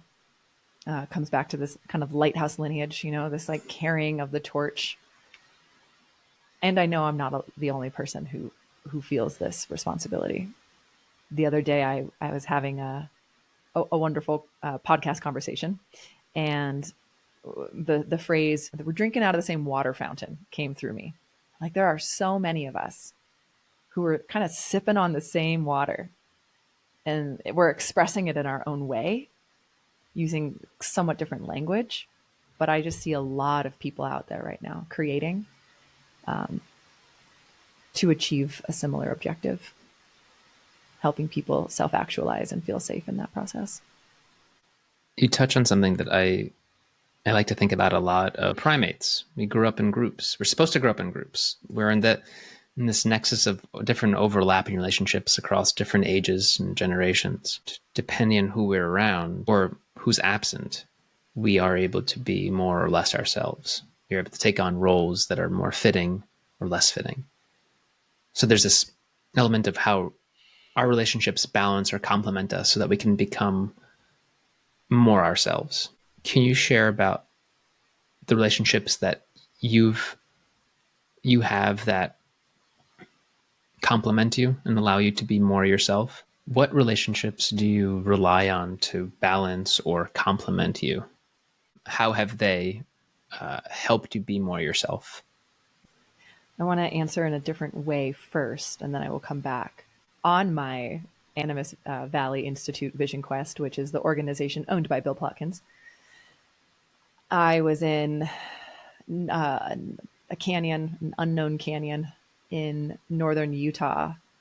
And part of the 11-day wilderness quest is that you spend 3 of those days by yourself, solo camping, and fasting. So that's sort of where you're doing the altered state of consciousness work by fasting. You're not taking any substances. It's just a removal of food. And there's one day where we spend wandering the land, looking for our campsite, our solo spot. And there's meant to be an emotional reaction that happens when your spot essentially finds you, the place that you're meant to put your tent or your sleeping bag and your stuff for 3 days. And so as I was wandering this canyon, I came across a very old Anasazi ruin. So Anasazi being a Native American indigenous tribe. And it was this ledge with an overhang, and the ledge and the walls were fully protected from the elements. So the sun never hits it, wind and rain never hit it. So just this perfectly preserved ledge that had probably 200 handprints in like a red, clay paint. Handprints of small kids up to adults. The story I say is the whole tribe got to leave their hand on this wall. The moment I saw it, and this is the work that Animus helps you tap into, is kind of the emotional response that you have to the wild, is the conversation that you're actually having with your soul. And the moment I saw it, I felt like I got punched in the gut. I burst out crying. And then I started singing a song about the lost white people. And I had never explicitly, consciously longed for tribe until this moment. And I felt the grief of how I don't have a sense of place. I don't know geographically where I belong. I don't have this tribe of people who surround me. I have a very small and very fractured biological family. And then zooming out, imagining their life there, so in tune with the seasons and the cycles and nature and the animals and the elements, and also assuming that everybody in that tribe had their role and that they were brought up to know what is their role within this ecosystem. That was one of the more profound things that happened to me on my quest, was recognizing that this is something we need as humans. We need a sense of place, purpose, and we need to know who our people are. It has been one of my objectives to try and both create that as well as like listen to what is wanting me. Where do I belong? As far as where do I want to belong? It's been this dance. It's still forming. I think it'll still be forming its whole life. But I knew in that moment that home for me is the American West. I've been very nomadic for many years, and my husband and I met in Bali. And at the time we were in between living in Mexico and Bali. And I just knew, I was like, these are not my places. I do not actually belong here. This is not home. For me, home is the American West. It's where I can exhale. And that's still very broad. It's like Colorado and West is generally where I feel most comfortable. And ideally, actually, California, because that's where I am from. And so I started to, at least build our life. Like we're coming to America. We're going to live in the West.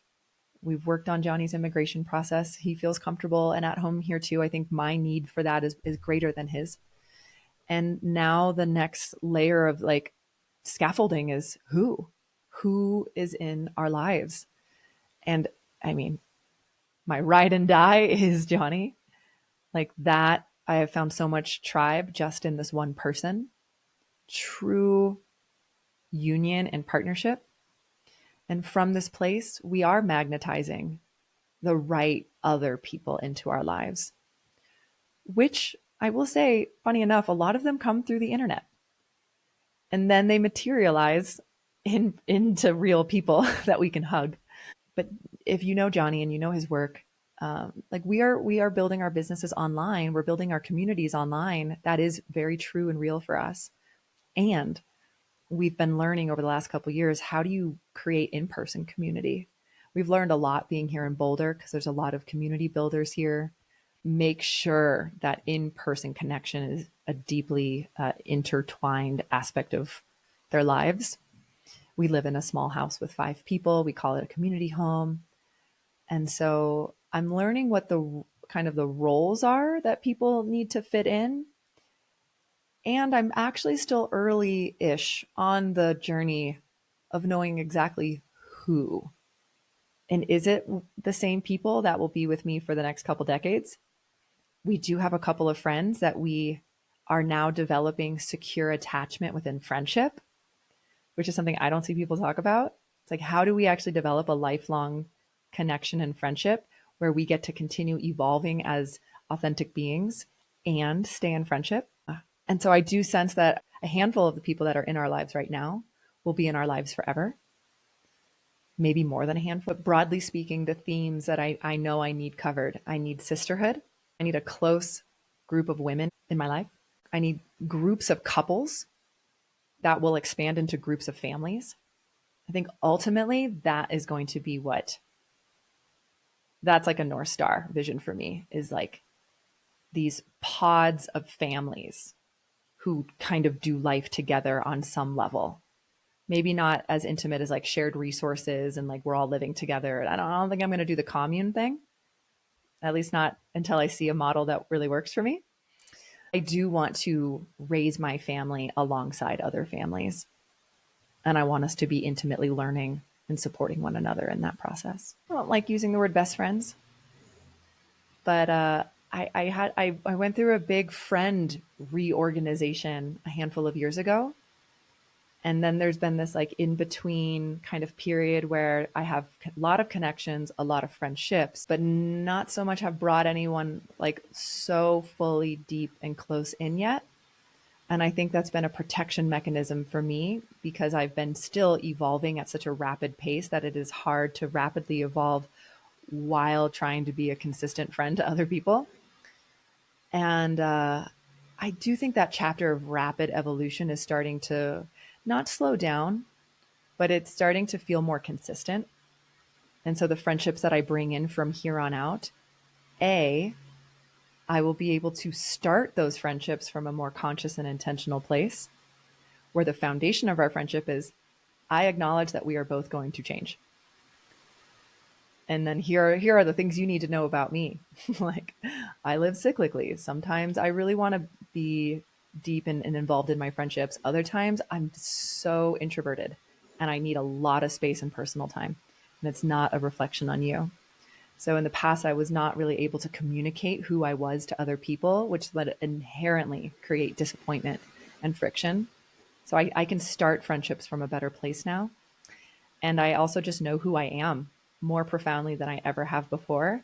So my accuracy in picking friends and my discernment is only getting better. And then my ability to maintain relationships for long periods of time and knowing what kind of repair process and sort of death rebirth process needs to happen inside of friendships, inside of relationships. I've done it now in my marriage. It's become a model for how I can do it in friendships. I'm actually quite excited about what community and people can mean in my life moving forward. The way you've spoken about Johnny, it's clear that you have a profoundly rich and expressive and a communicative relationship, and that you're deliberate about those things, both individually and jointly. I'm curious about your evolution in who you could be and explore alone before, and who you can be now since you've been in a supportive partnership that encourages self-exploration. Well, I will say it took me probably 3 years of our partnership for me to fully come into consent with being in partnership and a sovereign, authentic human. I had a deeply embedded story in me that was my authenticity and sovereignty can only be found outside of partnership. So I should go find it outside of partnership and then go back into partnership once I know who I am. And it took a lot of work to rewire that narrative to become a more generative story, which is I get to be whoever I am. I get to be my fully expressed self. And partnership is not only supportive of that, but it's an ally in that. It can amplify that. That has been one of the central core questions of Johnny and I's partnership is how can we each be so fully ourselves and in this union? And how can those two things become this like self-fulfilling and propelling entity in a way? Before Johnny, I was very much not securely attached in my relationships in life, which comes from having an insecure dynamic with my family and my upbringing. So those early attachment wounds that were picked up in my early years were being manifested in all of my friendships and relationships, especially intimate partnerships. And a lot of times I would have friendships and romantic partners who had their own fair share of woundings that were unconscious. And Johnny was the first partnership that I came into where he was more or less securely attached, which gave me space to actually like unravel all of this insecure attachment stuff. And it was hard. And he is a resilient man. And he did the number one thing that we need when we're healing attachment wounds, which is you can be who you are. It's safe to be who you are. I love you for who you are. And in many, many ways, expressing that, not just through words, but very much through his commitment, his devotion, and his action. Gradually, it brought me into secure attachment, first with him, but then all of a sudden, it's like this lead domino starts to trickle out into all areas of life. So now I feel so securely attached with myself and my own authentic, wild, crazy expression and everything that I desire. I now like give myself the permission that I once wanted my parents to give me permission to do. It's like I actually am my own whole permission slip now. I feel more securely attached with work, with money, with friends, with my health. If I die on a soapbox, it's that we just need secure attachment and authentic self-expression. And it is the most life-giving combination of things. I will say that my life is immensely transformed because of my partnership with Johnny, and that together we are able to do so much more than what we could on our own. I believe he would say that too. What do you experience with having a partner and a community that helps you reclaim and embrace your weirdness? And I'm using the term weird specifically here, not quirky, because of what you wrote in your book. Oh, right. Yeah, let your weird out. And being dismissed for like, that's weird by the family. Like Sure. Yeah, that was such a comment. You're weird. That's weird. And how at the time that felt like such a derogatory term. And now it's like, woo, thank God I'm weird. It's life-changing to have people surrounding you who want to see you in your full weirdness, your full expression. We are community beings, communal beings. We need to feel a sense of belonging. Brene Brown has adequately showed us that we need to have that sense of belonging. And first and foremost, we belong to ourselves. And that gives us a sense of belonging to other. And then we permission and we help other people feel that sense of belonging. And I call it now creative co-regulation, which is like the more scientific, nerdy way of saying like people who love you, that surround you and cheerlead you. But for anyone who wants to be more expressed in their uniqueness, their weirdness, their quirkiness, to have people that surround you and love you and support that and want that, and maybe even poke you a little bit to like get more of it. We absolutely, it's a non-negotiable. So that's what I do now is in my work is I try to at least be one person in someone's life and then help support them in gathering more of the people who get to be that for them. The challenge to any community is that there's a tension between being absorbed by the group, feeling circumscribed by them, and being ourselves. And within a community or nested within multiple communities of creative individuals, how do you support each other's wildness and sovereignty? What came to mind is I saw a well-functioning community as this kind of like breathing, shape-shifting entity, not this bound, boxed in structure that allows people to leave and come back and grow and change and get reintegrated. I can only speak from my own experience of just my friendships, my close friendships, and then living in a house of 5 people that we call a community. There are obviously people who've lived in much larger communities and this is a question that I think a lot of people are trying to solve. How can we commune together, live together while still being ourselves? And maybe, here's the hypothetical, maybe it's like how I've integrated all my different parts, where everybody gets a seat at the table, but not one person gets to drive the whole vision. And so there is compromise. There's compromise in my marriage. There's compromise in living in this community house. And I come into consent with that. I come into consent with that, with what is being compromised. And I decide what is non-negotiable, what is negotiable. So within a community, ideally, everybody gets to feel like an agent within its development. And I think we're using community lightly. There's like communal living, my community, Kelly's community, which is my husband, my friends, the people that I keep close to me. I don't live with all of them. And so there's different scales here, there's different scopes. What sort of challenges have you had between being fully yourself and belonging? Whenever I feel like my authentic self either isn't welcomed or it isn't the right energy, I revert back very quickly into old patterns of being quiet, being the peacekeeper, looking out at who else needs support, just trying to keep group harmony, which might be at the expense of my own authentic self-expression, which it gets more complicated the more bodies you put into the equation.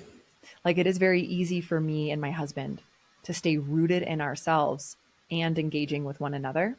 All we need to do is add one more person to the mix. Now we're in a group of 3 having a conversation. I change. And there's just this innate adaptability that I've developed that's a little shapeshiftery, and it was a survival tactic. There's also a huge gift to that. Like, you can put me in pretty much any community, any group of people, and I will like find where I fit into that group, even if it's not the fully expressed Kelly that would be just in the bedroom with my husband. And I used to think that was wrong, of like, oh, well, if you're not fully authentic in every single moment, then you're wrong. And it's like, authenticity is also this moving target. Not even a target. It's just this moving thing. I have different modes, different parts of me. If my round table is so big and I have, let's say, 50 different parts, and I step into a certain community setting, a couple of those parts might need to be the predominant ones in order for that setting to be as good as it can be. And then when I get home, like, other parts come back online. I try not to overthink it anymore. I try to just make sure that I am honoring my needs and my wants, verbalizing myself however I can, honoring the other people that I'm with. And if I need to step away, I do that. If I want to be weird and goofy, like, I try to be that. So it's just trying not to be rigid. When you're around those others, what questions do you most enjoy asking them? One of my favorite questions is, what do you want? And then, why do you want it? Those 2 questions can lead to an hour-long conversation that's very rich. Any questions you regret not asking? I probably just don't ask those 2 enough. I have a pair of questions for your curiosity. More broadly, what questions do you hope to answer in your lifetime? And what questions do you hope to ask, but you haven't yet found the right circumstances to ask them? One question is borrowed. There was a moment where Johnny and I almost broke up before we were legally married. And he posed the question, if he got to the end of his life and he asked himself, did I love well? And if he could answer yes, then he would be happy with his life. And I've started orienting towards that as well. Did I love well? Did I love full out?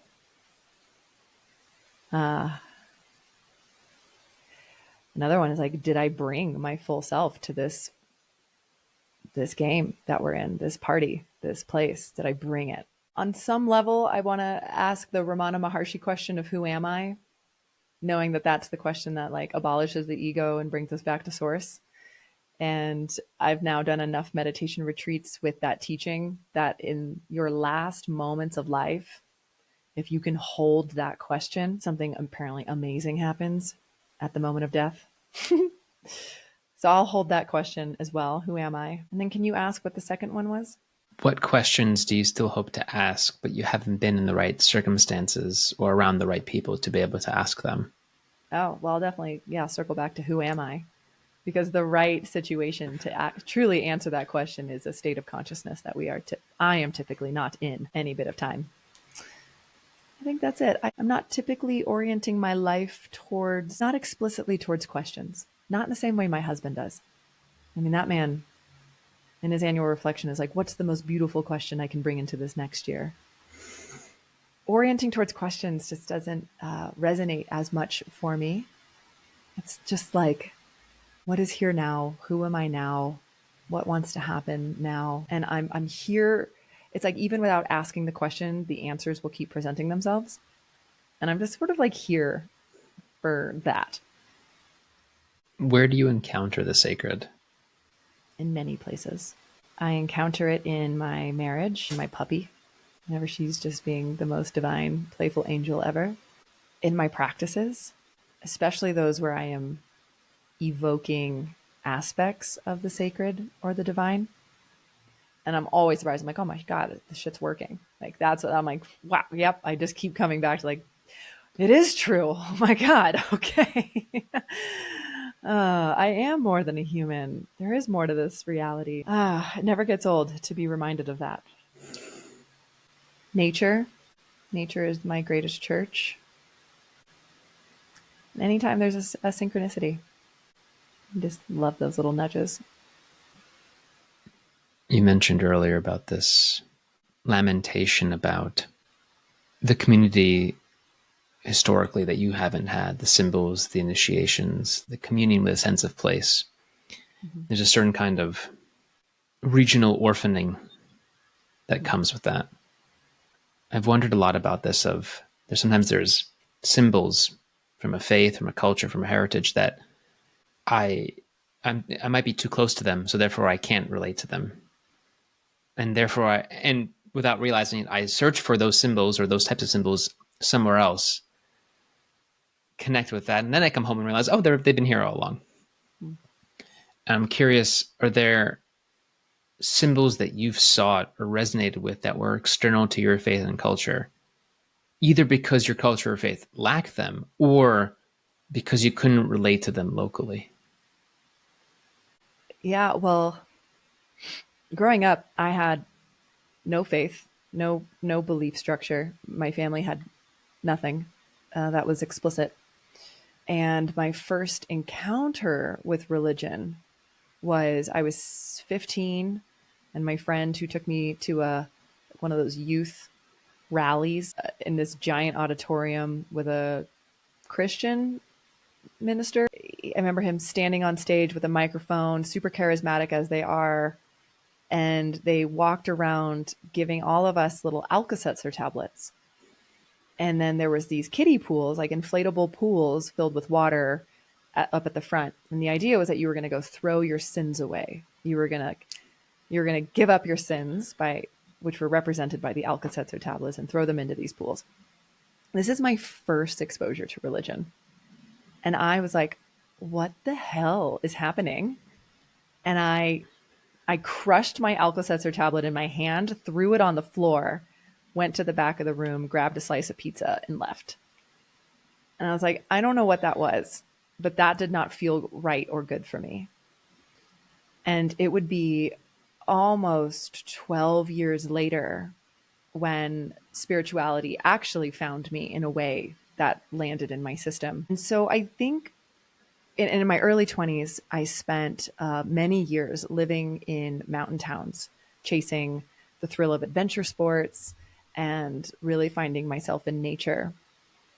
And I think what I was seeking for, the symbols that I was looking for, was a sense of direction and purpose, which I looked in all the wrong places, like a lot of people do. I looked in alcohol and boys and work.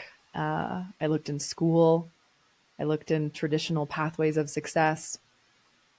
And it really wasn't until I got hit in the head with the now somewhat trite sentence, but that's still very accurate, is that we are not human beings having a spiritual existence, but that we are spiritual beings having a human existence. And when I heard that, it was like the structure in my brain broke apart. And all of a sudden, I was seeing the signs of that being true from the books that happened to land in my lap. The first one being Gabrielle Bernstein's The Universe Has Your Back. It's like, well, I never once thought about the universe, so what? And then sitting with plant medicine, finding about archetypal reality and polarity and the divine feminine and the divine masculine. This really just kicked in my later 20s of like, well, what is true? I started deeply searching for what is true, seeing that my whole worldview just got like literally shattered into pieces. And I guess it's more like what have been the driving, I don't know if symbols is the right word, but the driving forces of this life. And it is, what is true? Who am I? Like, what's really going on here? What am I here to do? I think what am I here to do has been one of the central thesis questions, which actually kind of goes back to what I said before. I was like, I don't really live by questions. Those are some of the questions I live by. I just don't utter them very often. But they're there. They're helping to tug that string.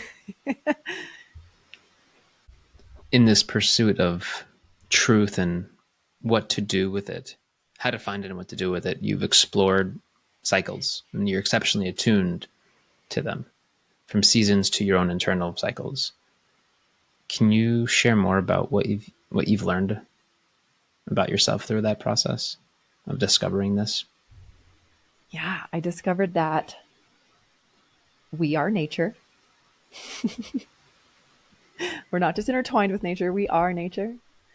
And much like the seasons, the moon, the tides, the sun, we ebb and flow. And knowing that about myself was hugely relieving. Oh, I don't have to be one thing all the time. I can't be one thing all the time. I'm nature. I have my own internal seasons. Part of me has taken that information and totally turned it into like a productivity framework, which has been generative and helpful for my business and my life, to be honest. And then the other part of me kind of surrenders into the mystery of that all.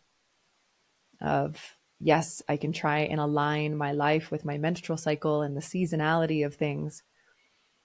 And it's not a perfect science.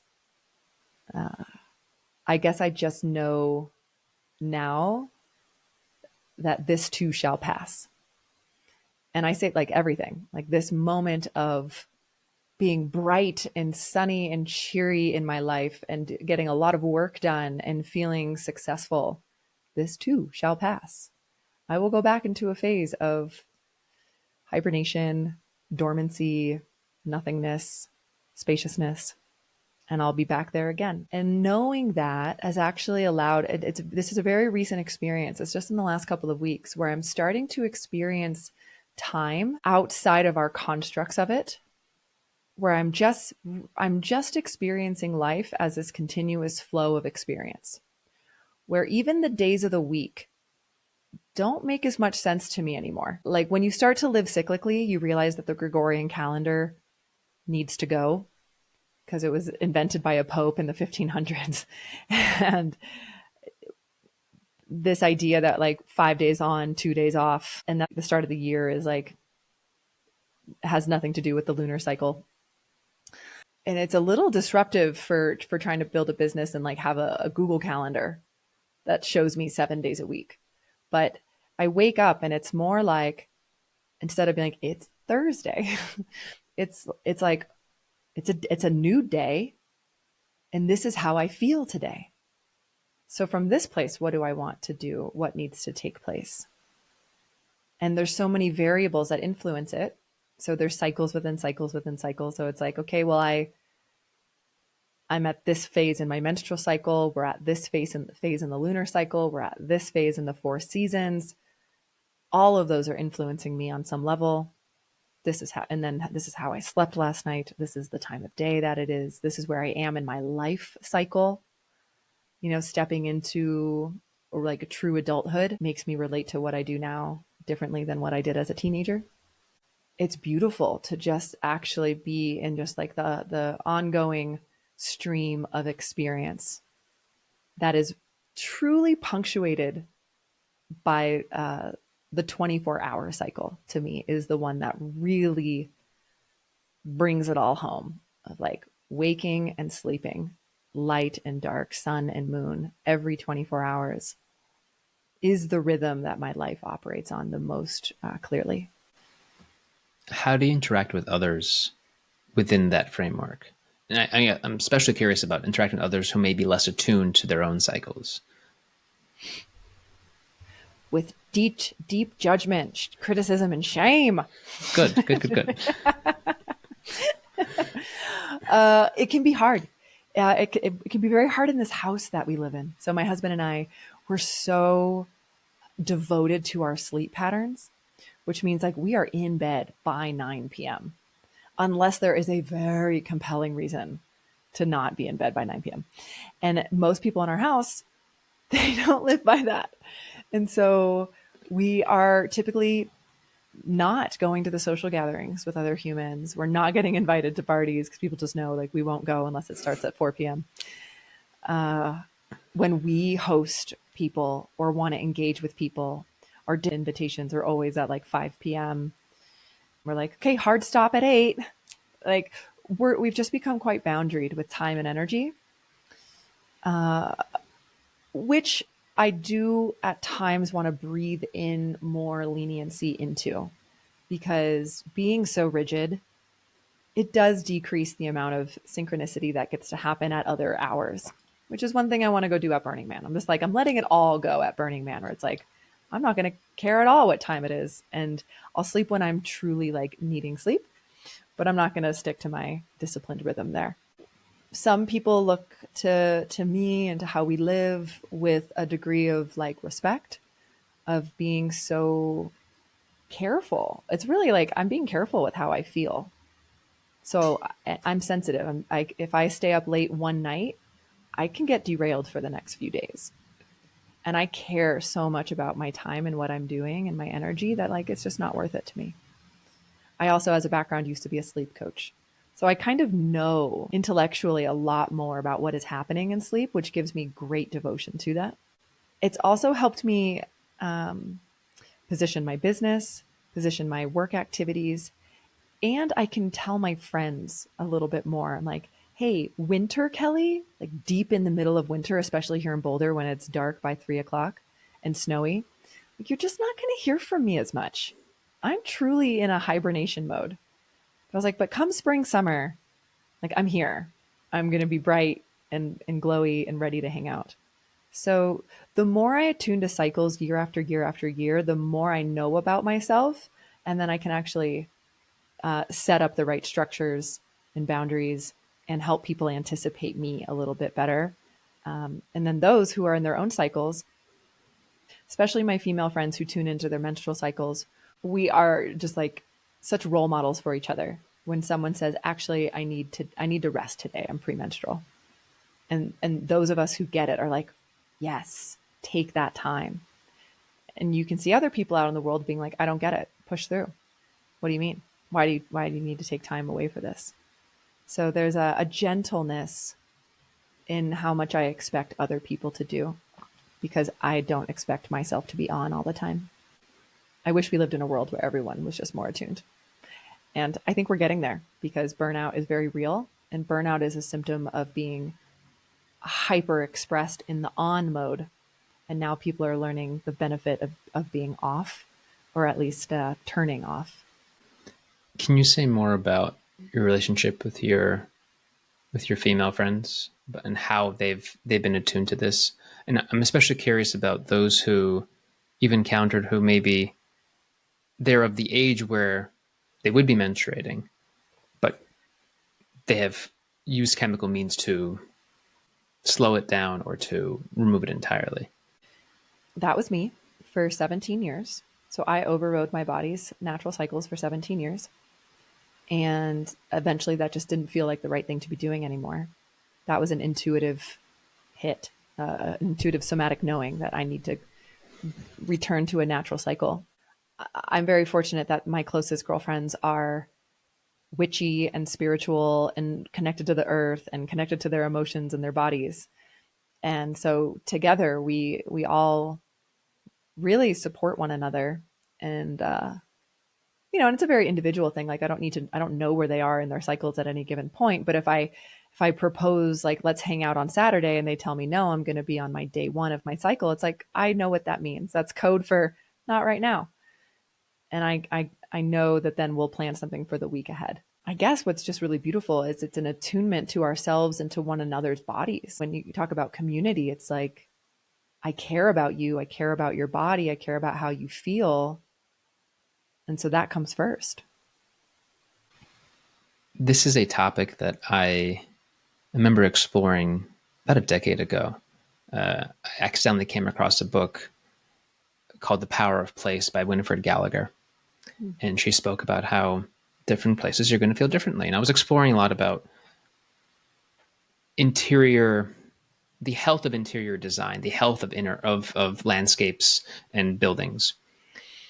And she said in there, should not expect to feel the same in spring as we do in the summer. We're going to be a little bit, or in winter, we're going to be a little bit manic in the summertime. We're going to be a little bit depressive in the wintertime. And that's normal. And I thought, oh, goodness, finally, someone explains why I feel differently. Indoor temperature, it's extra hot in the winter because the heat's always on. It's extra cold in the summertime. but it's always it's sort of this removal from the elements and the seasons, and yet there's an expectation be the same throughout. So it felt it was a pleasant way to explore that. But I realized that I'm more attuned to my sleep cycle, to my seasonal cycle.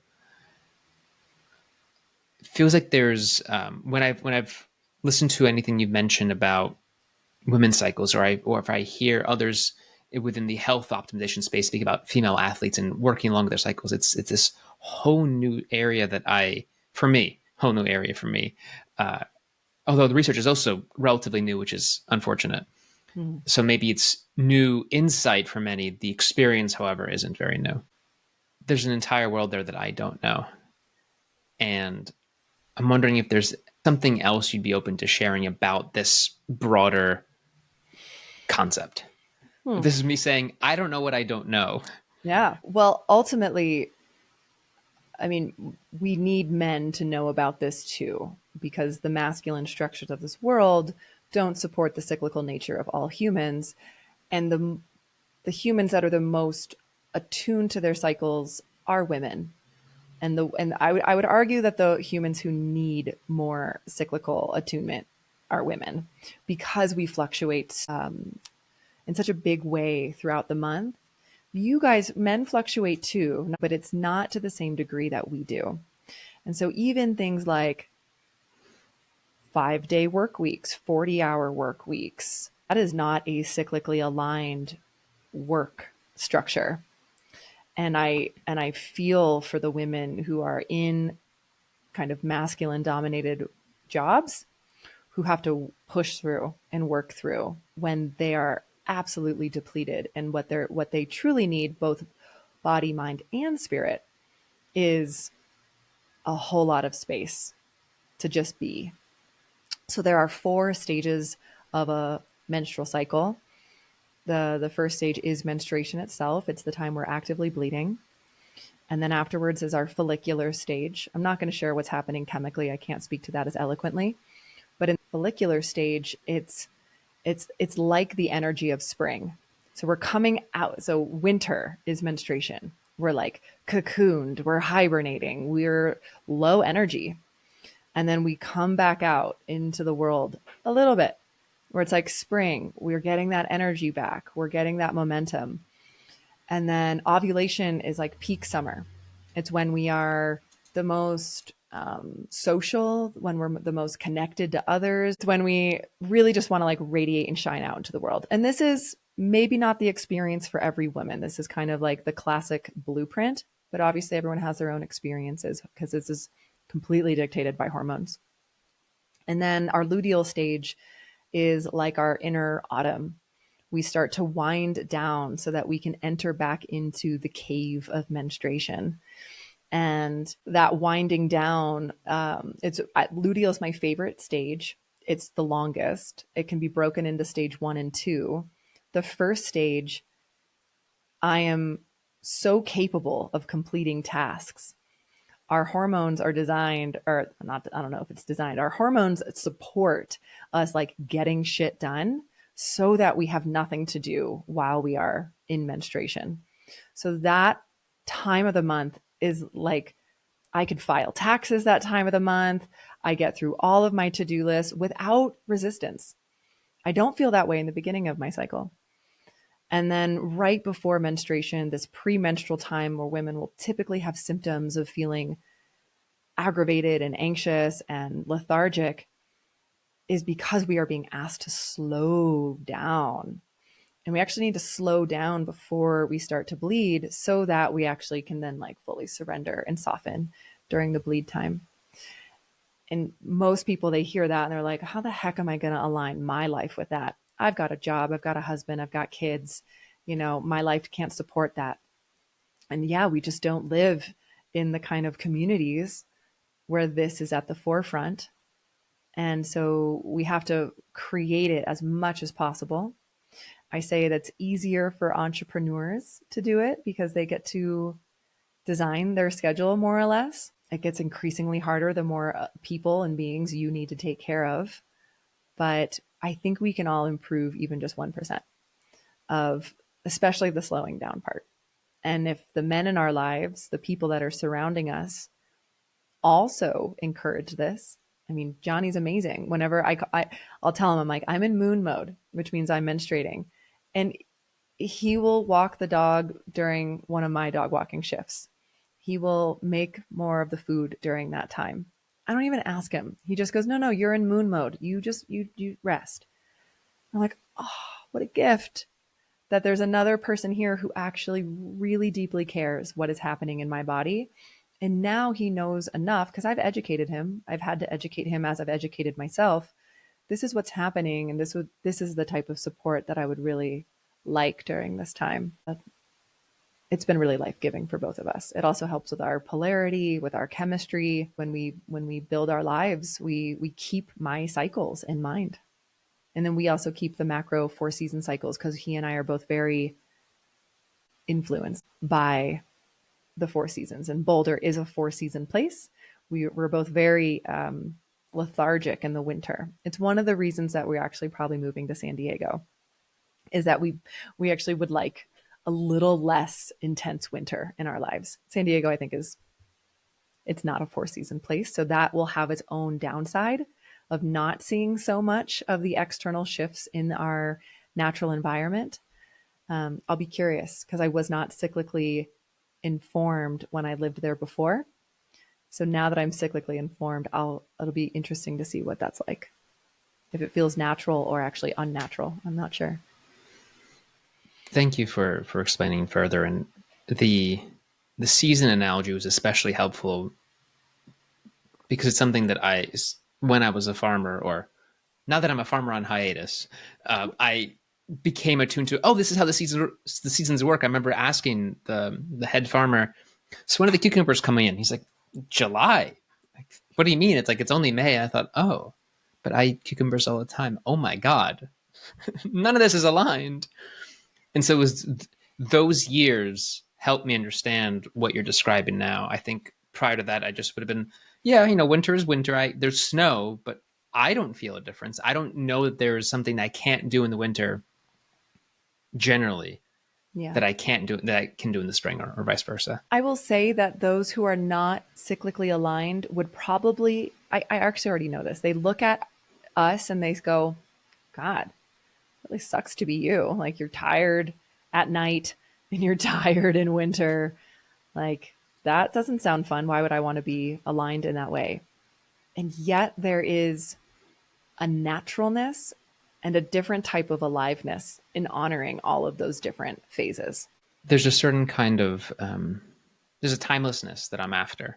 And a biological alignment is always going to be the most timeless. Mm-hmm. I remember reading this story in the New York Times about theories on the origin of melatonin in our bodies. And it was about this creature, tiny creature. I'm not sure if that's even the right term for whether it was a multicellular, probably multicellular. It would rise and fall within the ocean based on how much sunlight was out, so that it would or would not be seen by predators. And that regulation of its sinking and rising was based on this melatonin molecule and how that's transferred over time to us. So there's these perpetual processes that we're never going to be able to elude. And if we try to, that's when we're trying to outsmart. And that will always be pushed back. Then you're fighting against the order of everything.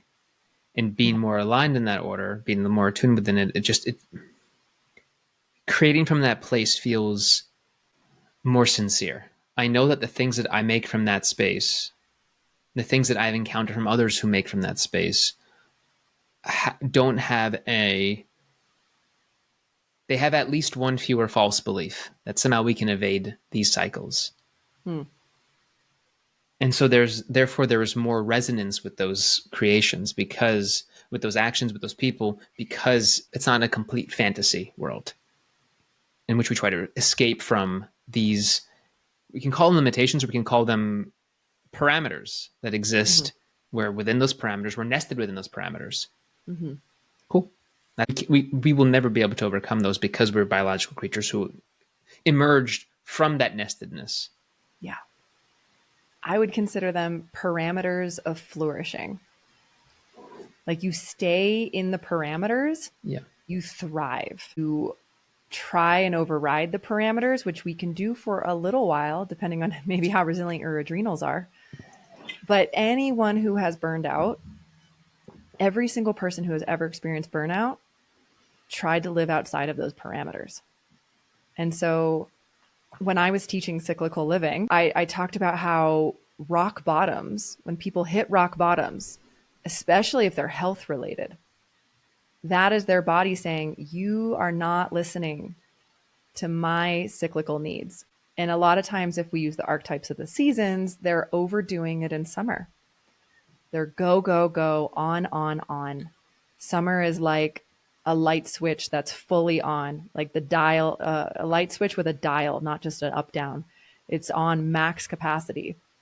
We can do that, and we should do that for a period of time, but we have to come back down. And so burnout is the body's very painful pushback that is actually just trying to educate us. And so for me, like I had a couple really bad burnouts, but they got less bad once I started learning from them. And now I can go into like, I can almost like feel the whisper of a burnout coming. And I'm like, oh, okay, time for a break, time for rest. And I have all my practices and my tools to do that. And like, I can avoid the big burnouts now. I don't think I'll ever really fully have one again, because that attunement, we get so much more attuned. It's a resensitization. So the people who override themselves, they're just not sensitized to all the warning signs along the way, but they will be, because they'll have to slow down and start just like paying more attention. This is something I struggle with a lot of. I feel as if I'm too sensitive, or I'm too sensitive. I think, well, is that true, or am I more attuned? Now, previously, I was numb to it. I was in environments where I was forced to numb to it, and over time, I was able to resensitize. Mm-hmm. So there's more granularity to each level perception of sensitivity. Yeah. Yeah. Johnny and I are constantly joking about how sensitive we are to like overhead lights. You know, or if I go into a building with fluorescent lights, I can only be there for so long until I start to like internally panic. He's a little bit worse than I am. Sensitivity may be viewed as a weakness. And it's a weakness to the unsustainable artificial constructs that man has made. I'm okay being weak to that, because I am so resilient and strong as a natural being now. And now I know that environment's not good for me. These environments are. You should see the way that we've orchestrated the lights in our bedroom. It's like this orange hued, glowing Zen den at night. It's amazing. The vibes are so good. And it's because we are sensitive. And there are times where, you know, we'll have to leave the party early. We were eating at an Indian restaurant in San Francisco last month. And I remember we were both just having such a hard time because of the flickering fluorescent lights. But we had to finish our food, and it was like, and I could see our mood shifting in real time. And I think a lot of people are impacted by it without recognizing they're being impacted by it. And once they find it, then it's like, oh, you can get a breath of fresh air, and then you can redesign your environments and pick places better. Like, just pick better places for you. That's one of the biggest portions. You don't know when you're sensitive. You don't know what's happening. It's that numbness you were talking about. Mm-hmm. And you also said something so important about being strong to the natural cycles. And yes, if you're sensitive to the artificial ones, well, those are the ones that we know are going to break down. Mm-hmm. It's inevitable. Yeah. I mean, in the grand scheme of humanity, we cannot sustain ourselves with these artificial environments because it's not natural. And so it will break down eventually. Yeah. I think we're seeing some of it start to crumble. That's also why this information it needs to be out there more. It's like this light bulb moment when I was like, oh my gosh, I'm a cyclical being. I couldn't unsee that now. I couldn't unfeel that. For everyone who I've said, like, look at this salt lamp versus this fluorescent light which one would you prefer to be by? Like, it's just, everyone's going to say the salt lamp. And we just need to, it's just this awareness, just shift your awareness just a little bit to see it. Yeah, I hope it can go more mainstream sooner than later, because I do believe that it's a massive reason for so much mental and emotional unwellness in the world is just our environments and being so unplugged from nature. I argue like all of it is just stemming from not being attuned with our natural selves. Our salt lamp light bulb moments. Yes. Yeah. In becoming more attuned and becoming more aware of our sensitivity, that is also the pathway that we're more able to create with more detail, with more nuance. At one point, you described your podcast as being the first successful creative project that you've put out in the world. And today, it's nearly half a year since you published a book in 5 days. I'm also realizing that that's the similar duration to that you mentioned, that since you felt as if a seat at your table wasn't acknowledged fully. I'm curious, how has your perspective of yourself shifted as you continue building your creative work on a sturdy foundation of self-reliance? That's a good way of putting it. I mean, what we were just talking about, like coming back home to our natural selves, is the path to regulation. So my book is called Creative Dysregulation. And the idea is that we become more creatively regulated. So we create from that solid, resilient foundation of self. And that is a resilient body, a resilient mind, a resilient community, and support scaffolding, that authenticity, that belief in safety and self, and that we belong in this world. And partially through the 5-day book project and partially through the podcast, every project I've done has helped me to untangle, if you will, any dysregulation that I've been experiencing, and with more awareness, being able to switch it into regulation. And so now, 6 months after publishing the book, that's funny. That's cool. I should write a post about 6 months. There is this patience in me that I've never quite had before, where I want to build something that takes time. 5 days, I didn't necessarily set out to write a book in 5 days, but what that book began, it kicked off momentum for something that will now take years. There's a patience, there's a resilience, there's a deep sense of trust in myself and the project itself and the concept that is bringing just this very natural, regulating experience. You did something so important for many folks with writing this book. You, to quote a prominent psychologist, you named it to tame it. And when reading it, I thought this provides such a complementary angle to what Stephen Pressfield wrote about in The War of Art. So he named the resistance, the thing that sabotages us from doing the work that will create the change that we know we want to create, keeps us down. And it's as if you've identified the anatomy of the resistance, dissecting its many interconnected systems, and also how to treat them. It's a healthcare for the resistance, of battling the resistance, rather. For you, it was a meta experience too. You're wrangling your own creative dysregulation to write about it, and in so doing, helping yourself and others. What sort of reflections have you had on becoming the person you needed to help yourself with your most central challenge? It was inevitable. That's what I want everyone to recognize. The thing they wrestle with the most, if you keep wrestling, it's inevitable that you're going to figure it out and that you're going to help other people. This is so core to what I believe I'm here to learn. It's so much of what's brought up my hardship and pain over probably the last, I'd say, 16 years or so, that it was inevitable that a light bulb would go off. A salt lamp light bulb would go off at some point.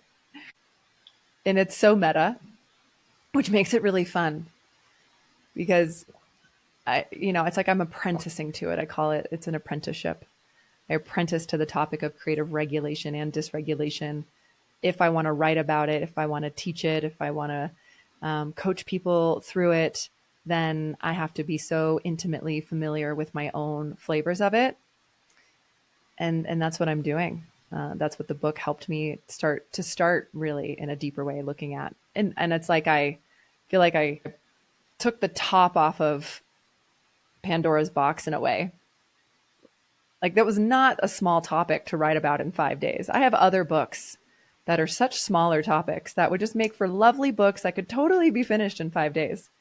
I'm like, nope. I chose a massive topic that gets to the core of like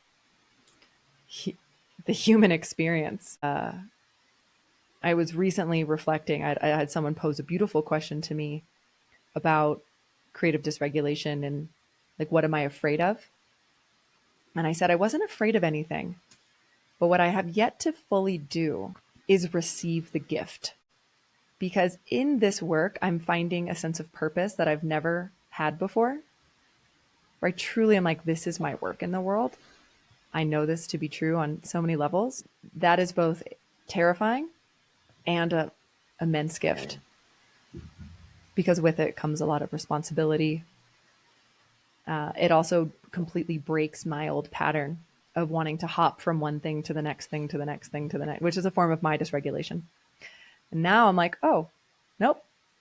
Here's the grassy knoll that I'm going to now water and tend to for the foreseeable future. Commitment. It's commitment. And just like it took me a while to wrestle through all the resistance to commit in marriage, there's almost that happening in my work, where it's like any final tendrils of wanting to run away from commitment into work are being worked through right now. And it reminds me a lot of David White's book, The Three Marriages, where we have marriage to self, to other, and to work. And something about this last year, it's like all three of those are starting to come into play. You really feel like there are like three marriages. I'm married to Kelly, I'm married to Johnny, and I'm married to this inquiry of creative regulation, which I will just say for those who are following my journey now and might be with me for a while, I know creative regulation to actually be secure attachment with our creative expression. I just don't say those phrases. I don't say it that way yet, but it is, am I deeply safe to be myself and express my creativity? What do you think is on the other side of this? That in doing this, you become someone who's done it, and therefore you figured that portion out. What does that help you overcome and become? I've already started to feel this sense of I can truly create anything that I want. I really deeply believe that. If I want to go create a feature film, I deeply believe that I can do that. I also know it'll take a lot of time and learning. But there is this now unlocked capacity in me to say yes to any idea that I have. And I've now learned, like, there are things I will need to put into place in order to create the thing. So my big example is I want to produce a full-scale musical someday. I've never been in a musical. I've never produced anything. I don't know how to read sheet music. I don't know how to write songs. The only thing I know how to do is dance in all of that. It doesn't matter. To get there is going to be a series of steps in learning and connecting with others. And that's essentially it. And just keep believing. So as little as it kind of is to just, write a book in 5 days. It's a big thing and a little thing at the same time. But it broke the old narrative of I'm not allowed to do things. I'm not allowed to express myself. And this like lack of internal permissioning to go for it. So now that permission is there, which is in many ways also paradoxically brought in patience. Like, okay, I've got my whole life. I'm going to do a lot of really cool things in this lifetime. Right now, my work is this, and this will lay a foundation for all those other things. And it's so vital that you did this for yourself and you did it publicly, that others can know that there is not an expiration date on exploring and trying something new, trying many new things and getting good at them and expanding the personal creative exploratory repertoire. Yeah. You've lightheartedly shared how at some point after committing to the work in the tight timeline, you bucked and you described the challenge to those around you, those who you enlisted as commitment enforcers, that you described it as being mean and an act of self-harm. I'm curious, how has writing the book helped you get better at your I'm on to you moments? I'm on to myself. Yeah. That's what I say when I'm doing the things that I do that derail me from my joy. Writing the 5-day book was both a regulating and dysregulating experience. Dysregulating in the sense that I was at my desk writing for like 8 hours a day, fueling myself with chocolate. I don't recommend people do that, but I'm not also trying to pretend like I was this like Zen, fully channeling being who was fully like nervous system regulated that whole time. However, my flavor of creative dysregulation, like I said, has come up in ways of lack of self belief, lack of self confidence, afraid to share myself in the world, and afraid to stand by my work in the world. So I have a history of launching something and then hiding and tearing it down and running away and then wanting to go find something else. The way this came together, because there was no like, I'm going to go make a thing and then I'm going to launch it and share it with the world. It was like, I'm making a thing and I'm simultaneously sharing it with everybody. That the vulnerability of launching wasn't really there. Because it was actually like, I was kind of exposed the whole time on some level. I learned it is safe to be in the imperfect creative process. It's safe to not have a fully fleshed out, perfect thing that I'm offering to the world. Everybody who reads the book, if there is a sense of constructive criticism, I think there's also an atmosphere of forgiveness because they know I wrote it in 5 days. I don't know. It became this thing that took on such a life of its own that I feel like a steward of something bigger. And actually, what's interesting are the past projects that I gave up on, they're coming back around because it's almost like they're walking back up to the door now going, you can hold us now. Like now we know that you can bring us to life well. So I'm glad we talked about cycles because I ran away from creative cycles after I failed to launch a live cohort based course. I panicked. I panicked with how expensive it was. I panicked with the complexity of it. I was holding way too much. And so I was very dysregulated. And now my next book will be on creative cycles and it'll get integrated into whatever I do. So the ideas that are meant to stick, they're coming back around. And I'm just now a more equipped steward for them. In the book, you shared a letter that you wrote a while back where you broke up with your creativity. Mm-hmm. Can you introduce me to your creativity today?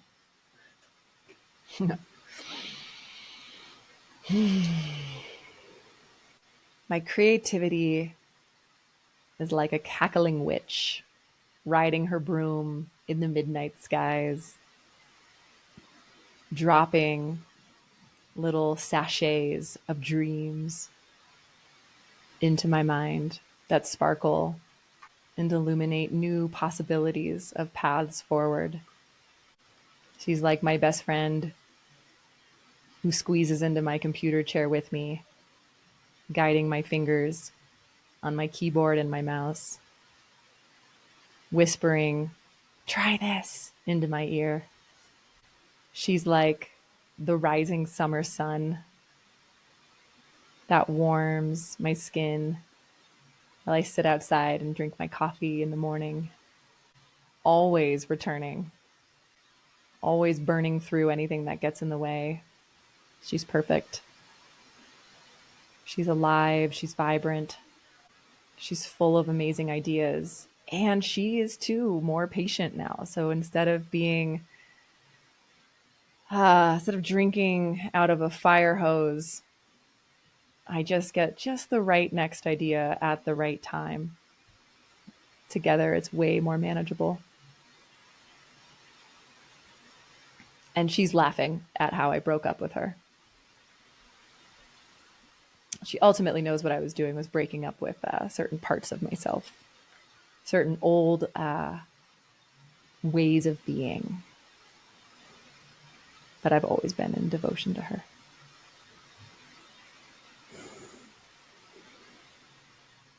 That was spectacular.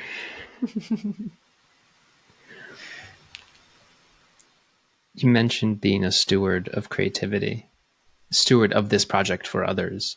What does it mean to you to nurture their creativity? And people reach out to you through your book. Your unique experience connected with something universal. Yeah, I'm still humbled every time I get a message about it. The thing that I can see in others or in the world is that I see the impermanence of everything. And so when people reach out to me and say, I'm so inspired by your creativity, and they share more about their story, I know I'm stuck in these ways. This is what's holding me back. I really want to do this kind of project. I'm like, this is your current stage. And because you're emailing me, I know that you are active in the wrestling process. My guidance is always like, just keep wrestling. And I'm like, it's inevitable that they'll create something that is just like this, is just like my book. Not in the same way, but they'll inevitably break that pattern and solve it themselves. And I'm a temporary guide along that path for them. And sometimes I view us all as like fourth graders who are like, I just want to make a thing. Like, you want to come see this thing that I'm making? It's so cool. You know, right now I'm leading a 30-day book writing challenge, and there's 28 people in there who are writing something. Some of them want to publish the book in 30 days. Others are very much in the ideation stage.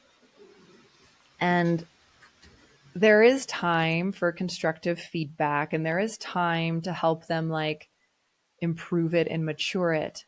But for the majority of them right now, the most effective thing that I believe I can say is, you're doing great, keep going. Because it's like telling a young child who's early in their imagination of what is possible, the last thing you want to do to that child is squash their dreams with adult practicalities. The beginning stage of any project, it's like, I don't know what's possible. Let's find out. It's that spring stage of like, oh, let's use our imagination. Let's get curious. Let's experiment. Let's try lots of things. Failure is awesome right now. Let's just keep learning. And it's just for anyone who's healing creative dysregulation, the best advice I can give them is just keep going. Just keep going and just keep meeting anything that arises. Welcome it. I have practices and tools and perspectives on how to meet it and what to do with it. But for the most part, if you just keep going, things will change. I've started calling it project-based healing, of like, our creative projects are agents of healing. And as we keep moving it forward, we will keep transforming. Where we stagnate is when we give up and we put the whole thing aside and we go back to the drawing board. That might be the right thing, but oftentimes it's not. And we can look back and see, I did that project, I did this project. Clearly, I'm capable of doing this other thing. Yes. I would recommend folks, if I would recommend reading your book with a heart monitor of some sort to keep track of like how uneasy am I feeling reading these words. Like, oh no, no, no, no, like this is me feeling uncomfortable because that is me. I don't know how I feel being recognized like that. Like this is calling out the everything I've made excuses about for those all of these years, or I thought I couldn't, or excuses I've made. Like I either read this and accept it, or I'm in denial. But I know I can't be in denial, so clearly I have to accept this. Thump thump thump thump. I love that. I hope that the rewrite and expansion has so much more of that. I'm so curious about how the different weeks of the writing challenge, what themes come up for each one. The beginning is going to be go go go, and is week 3 just keep doing it, where it was the curiosity initially, and then it's a plea of you have to, Yeah. no matter how much you want to give up. Yeah. I sense that. I mean, we only started a few days ago. So right now everyone's like, yes. Yeah. I sense in another week or two, there's going to be some like, you're good. You're safe. Take a breath. Keep going. Did you have anything come up for you around some of the people who joined? Like if they're maybe further along in their creative project-based output journey?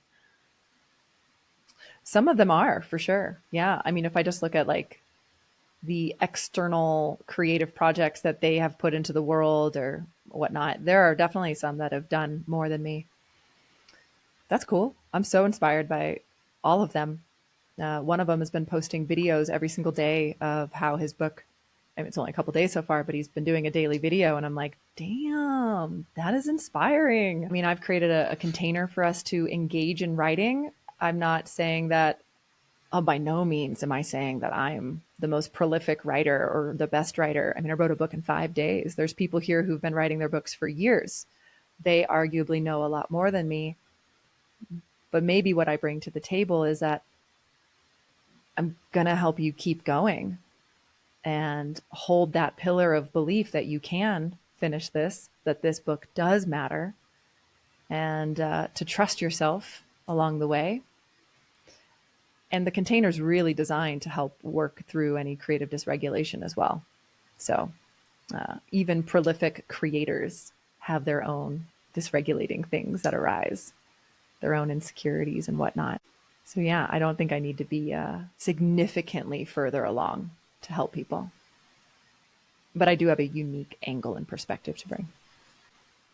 You've mentioned that you and Johnny joke that in marrying you, he's married to 10 women. And you are a lot.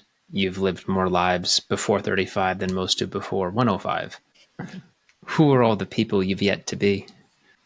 It reminds me a lot of the week 1 assignment in The Artist Way by Julia Cameron. She has you say, what are the other career paths that you would take if you could? And so I've done The Artist Way 3 times now. So I've answered these questions many times. The versions of me that have yet to come out and that will come out are some of those lives that I've mentioned. So I know my inner Broadway star, she's coming out. She's actively working on that right now. I am eagerly waiting for callback information or clarity. And it's inevitable that I will return to a performing arts life that's very meaningful. Very early stages right now. I know my mother will come out, myself as the mother. I think community builder, education reformer. I've never really called myself that before, but I very much see myself going in on some level into education.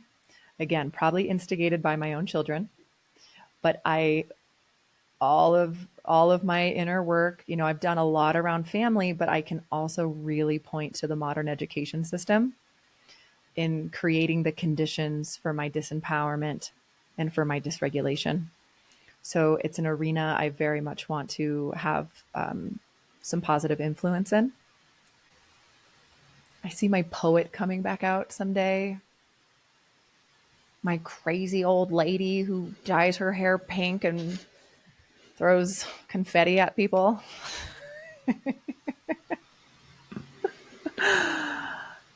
Something around the earth and sustainability.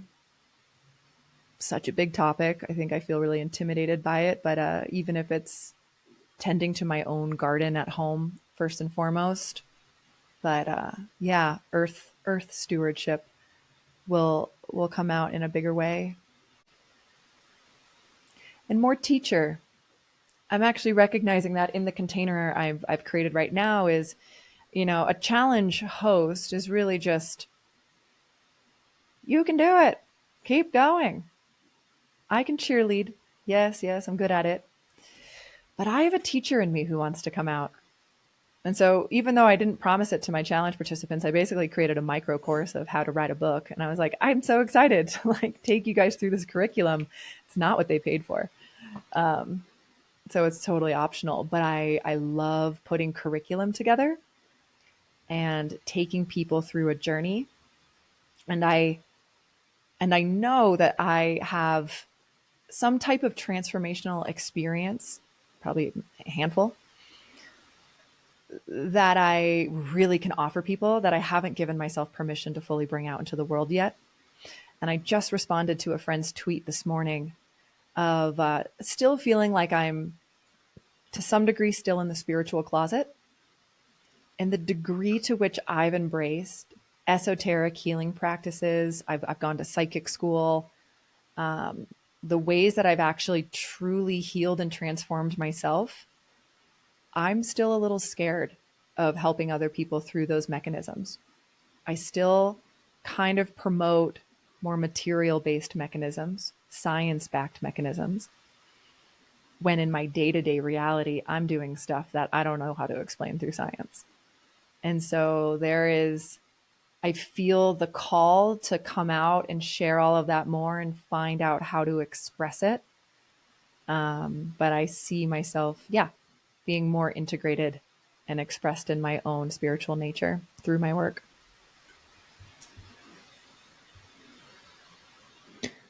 Based on where you are, based on who you are today, which of your younger selves do you feel most inclined to hug as a thank you for having lived through it all and gotten you here? I want to hug all of them. The one that comes to mind is 11-year-old Kelly, who was bullied for winning awards at school, and for also having that was the year I had a lot of menstrual trauma. And I just want to go back to her and just say, God, you've totally got this. Life is going to be so amazing. And that year in particular, I developed such a resilience for life's adversity. What's one memory that you revisit regularly? My very first rock climbing trip. So in my 20s, I became quite the outdoor athlete.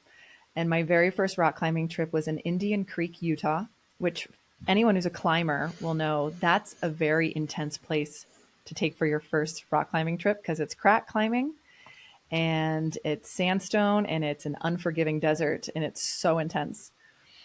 And I remember sitting in this kind of like cathedral sort of valley of tall, flat, burnt orange sandstone cliffs, and just sitting on some rocks and seeing these birds, big black birds, fly through.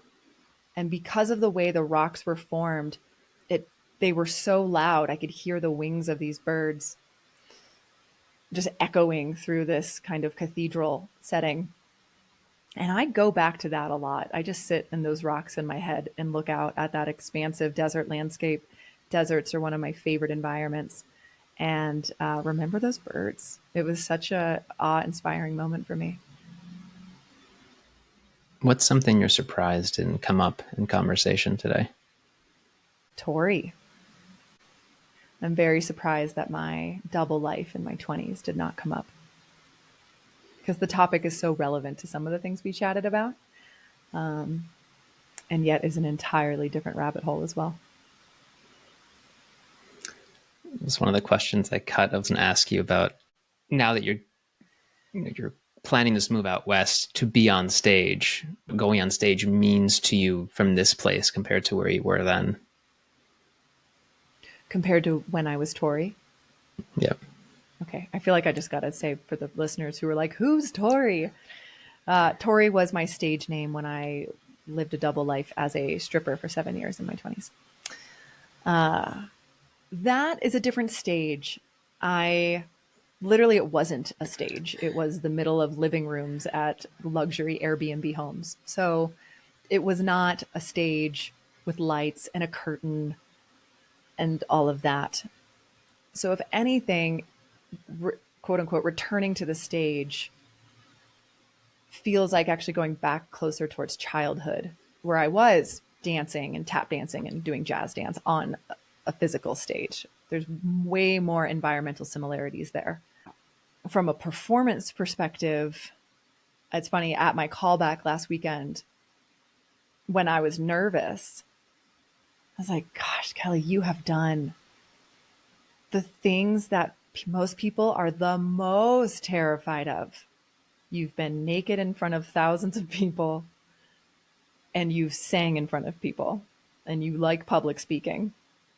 If you can do all of that, like, you can audition for this musical theater show.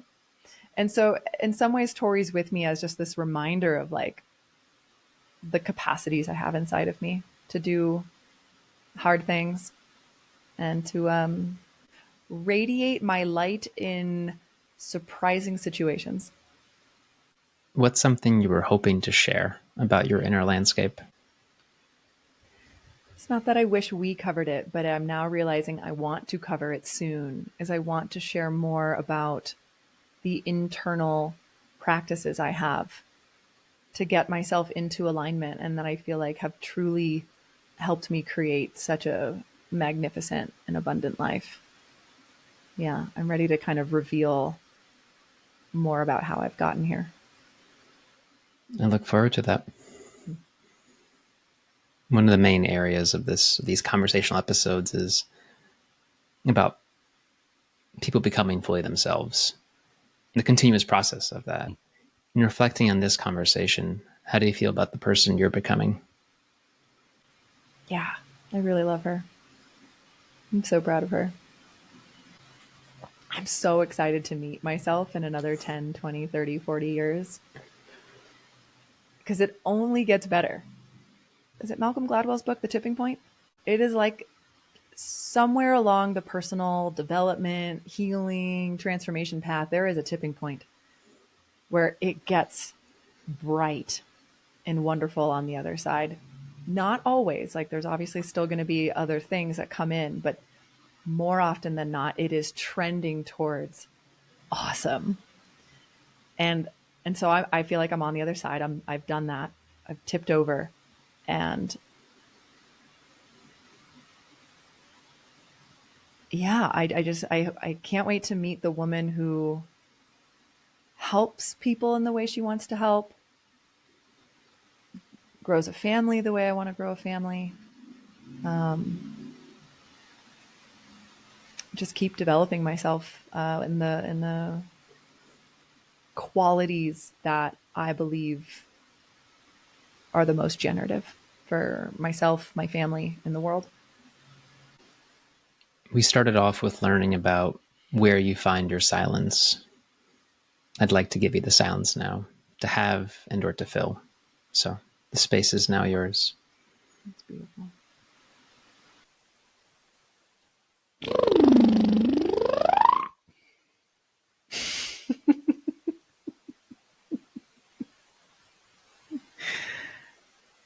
That's it. That's what I want to say.